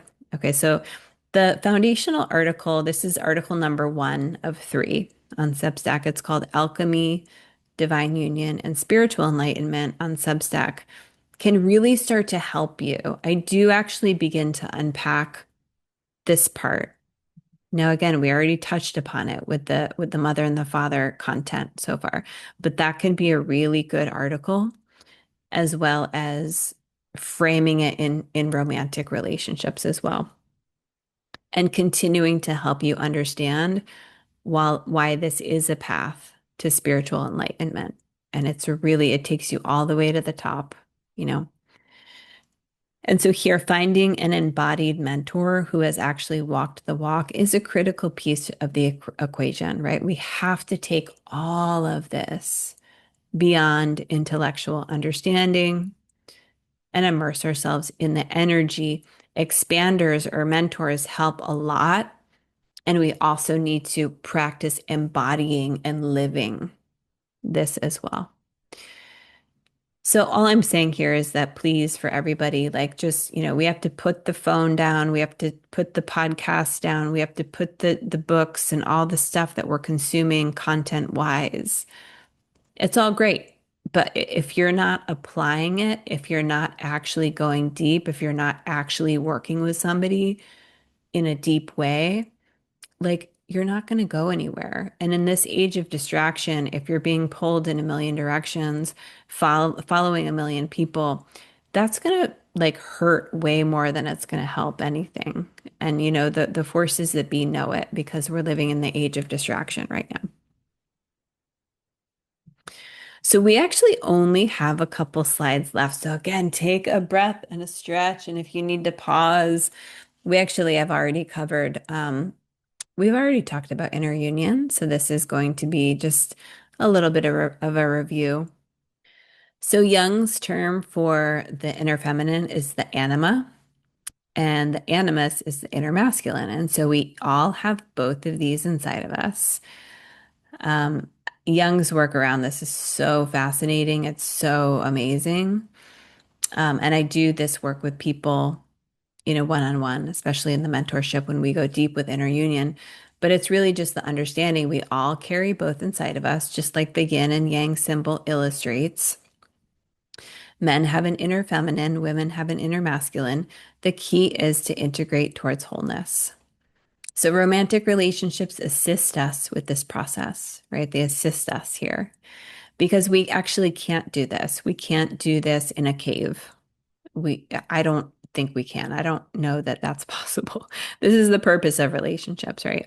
So we're attracted to polarity for a reason, and it goes beyond sexuality. That's a part of it, but it goes beyond sexuality. So as within, so without. So what I mean by that here is that if we have a negative perception of the other, right, then we typically don't have a healthy relationship with our own inner other. So if you're a man and you have a negative perception of women, you don't have a good relationship with your inner feminine, right? If you're a woman and you have a negative perception of men, you don't have a healthy relationship with your inner masculine, right? So that's just a truth. It's a truth. Men who hate women often have a terrible relationship with their inner feminine. It's kind of what I just said. And this can run the gamut. You don't maybe need to hate women, but if you have even certain feelings about the feminine that aren't positive. And it's okay if you don't, because there's a lot of shadow expressions too, right? But if you have a relationship with the healthy feminine attributes that where you don't have a very good relationship with those, like this is where it really is helpful to accept that this is a part of you right? And you need to move towards healing and integration. And it's vice versa for women who hate men. I just kind of said this. So if we have a negative perception of either for whatever reason, I'm just going to say it strongly. This is just a truth. I know it's kind of intense, but it's just a truth. If we have a negative perception of either for whatever reason, it will hold back our evolution, right? The evolution of humanity until this negative perception and ultimately embodiment is rectified and healed towards wholeness and homeostasis. This is just, I'm just going to say it. And so we are at the final slide. This is not small work. I mean, this is the longest class I've ever taught. And in many ways, we're just still scratching the surface. But that's because my main purpose of this presentation was to be able to lay out all of the pieces of the puzzle that I know in terms of this conversation. This is the work of a lifetime or lifetimes for many of us.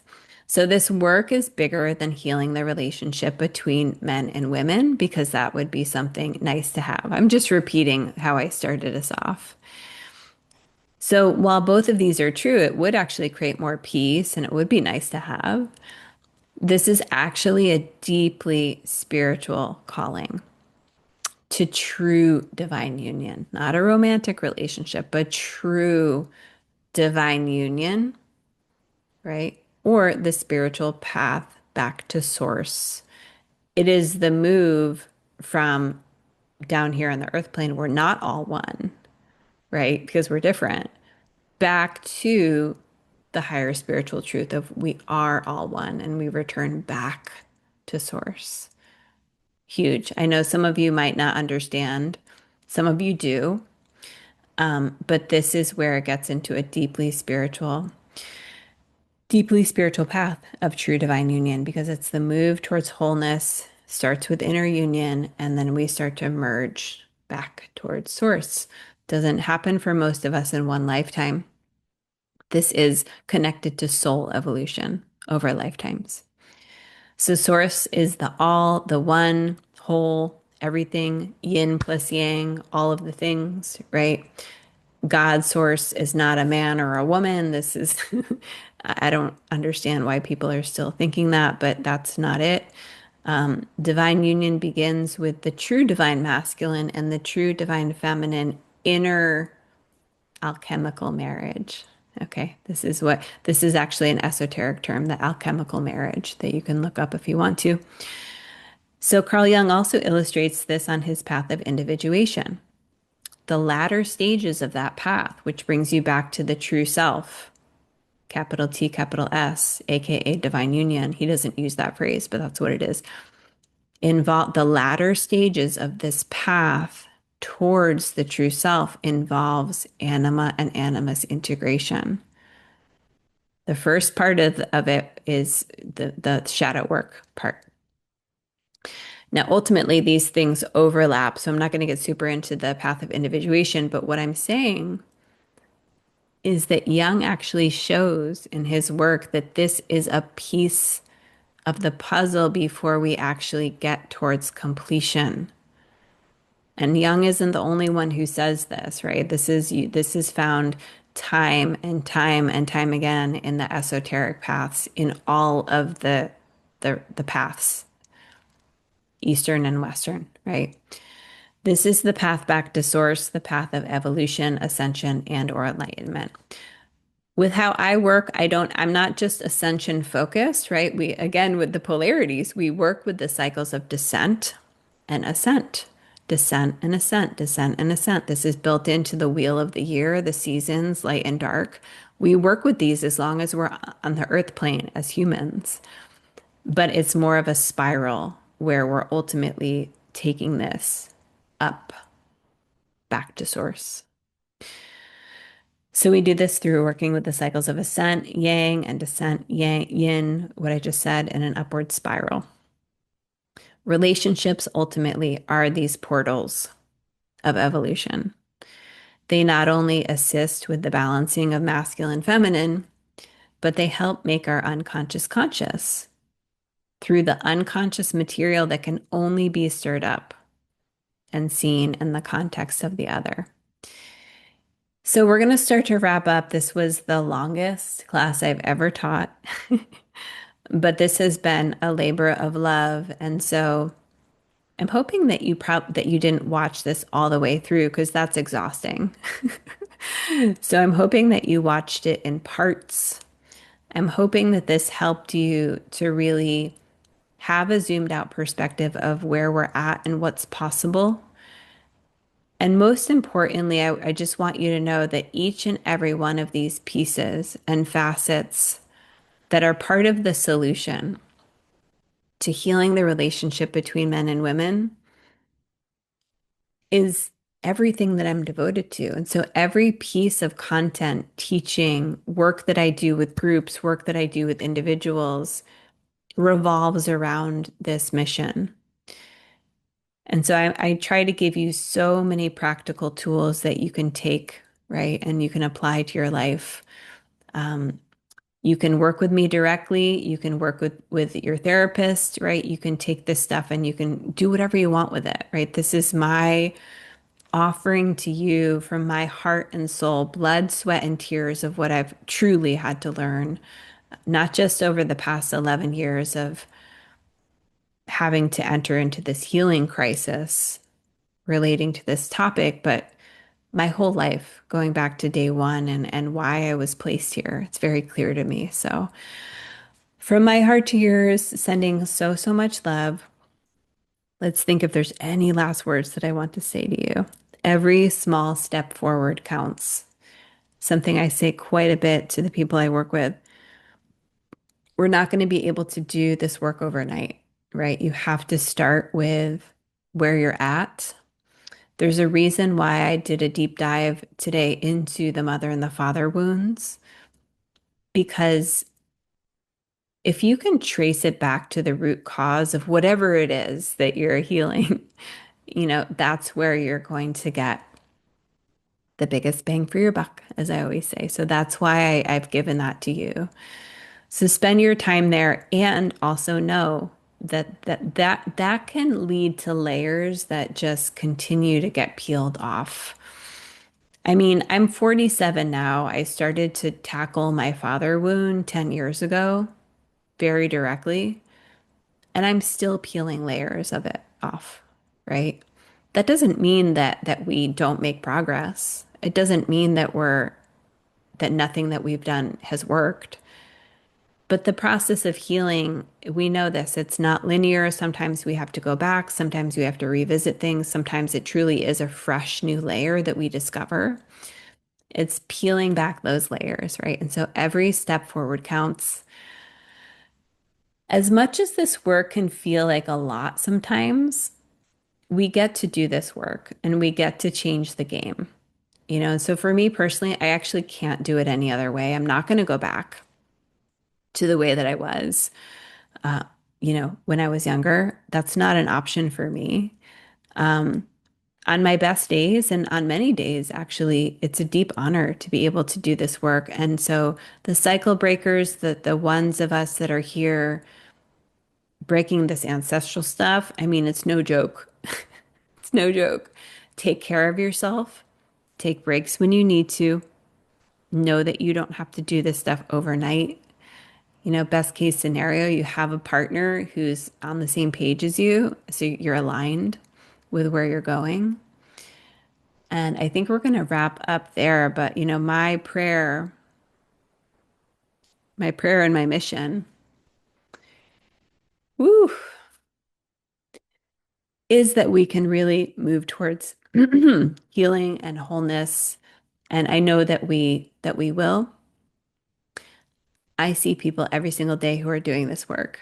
And it gives me faith in humanity like I can't even describe to you. So if I didn't have people coming to me genuinely interested in putting this work into practice and actually seeing the healing that has happened, not just in my own life, but also with the people that come to me, And even in the visionaries community, I mean, we're actively having these healing conversations. And so it's happening.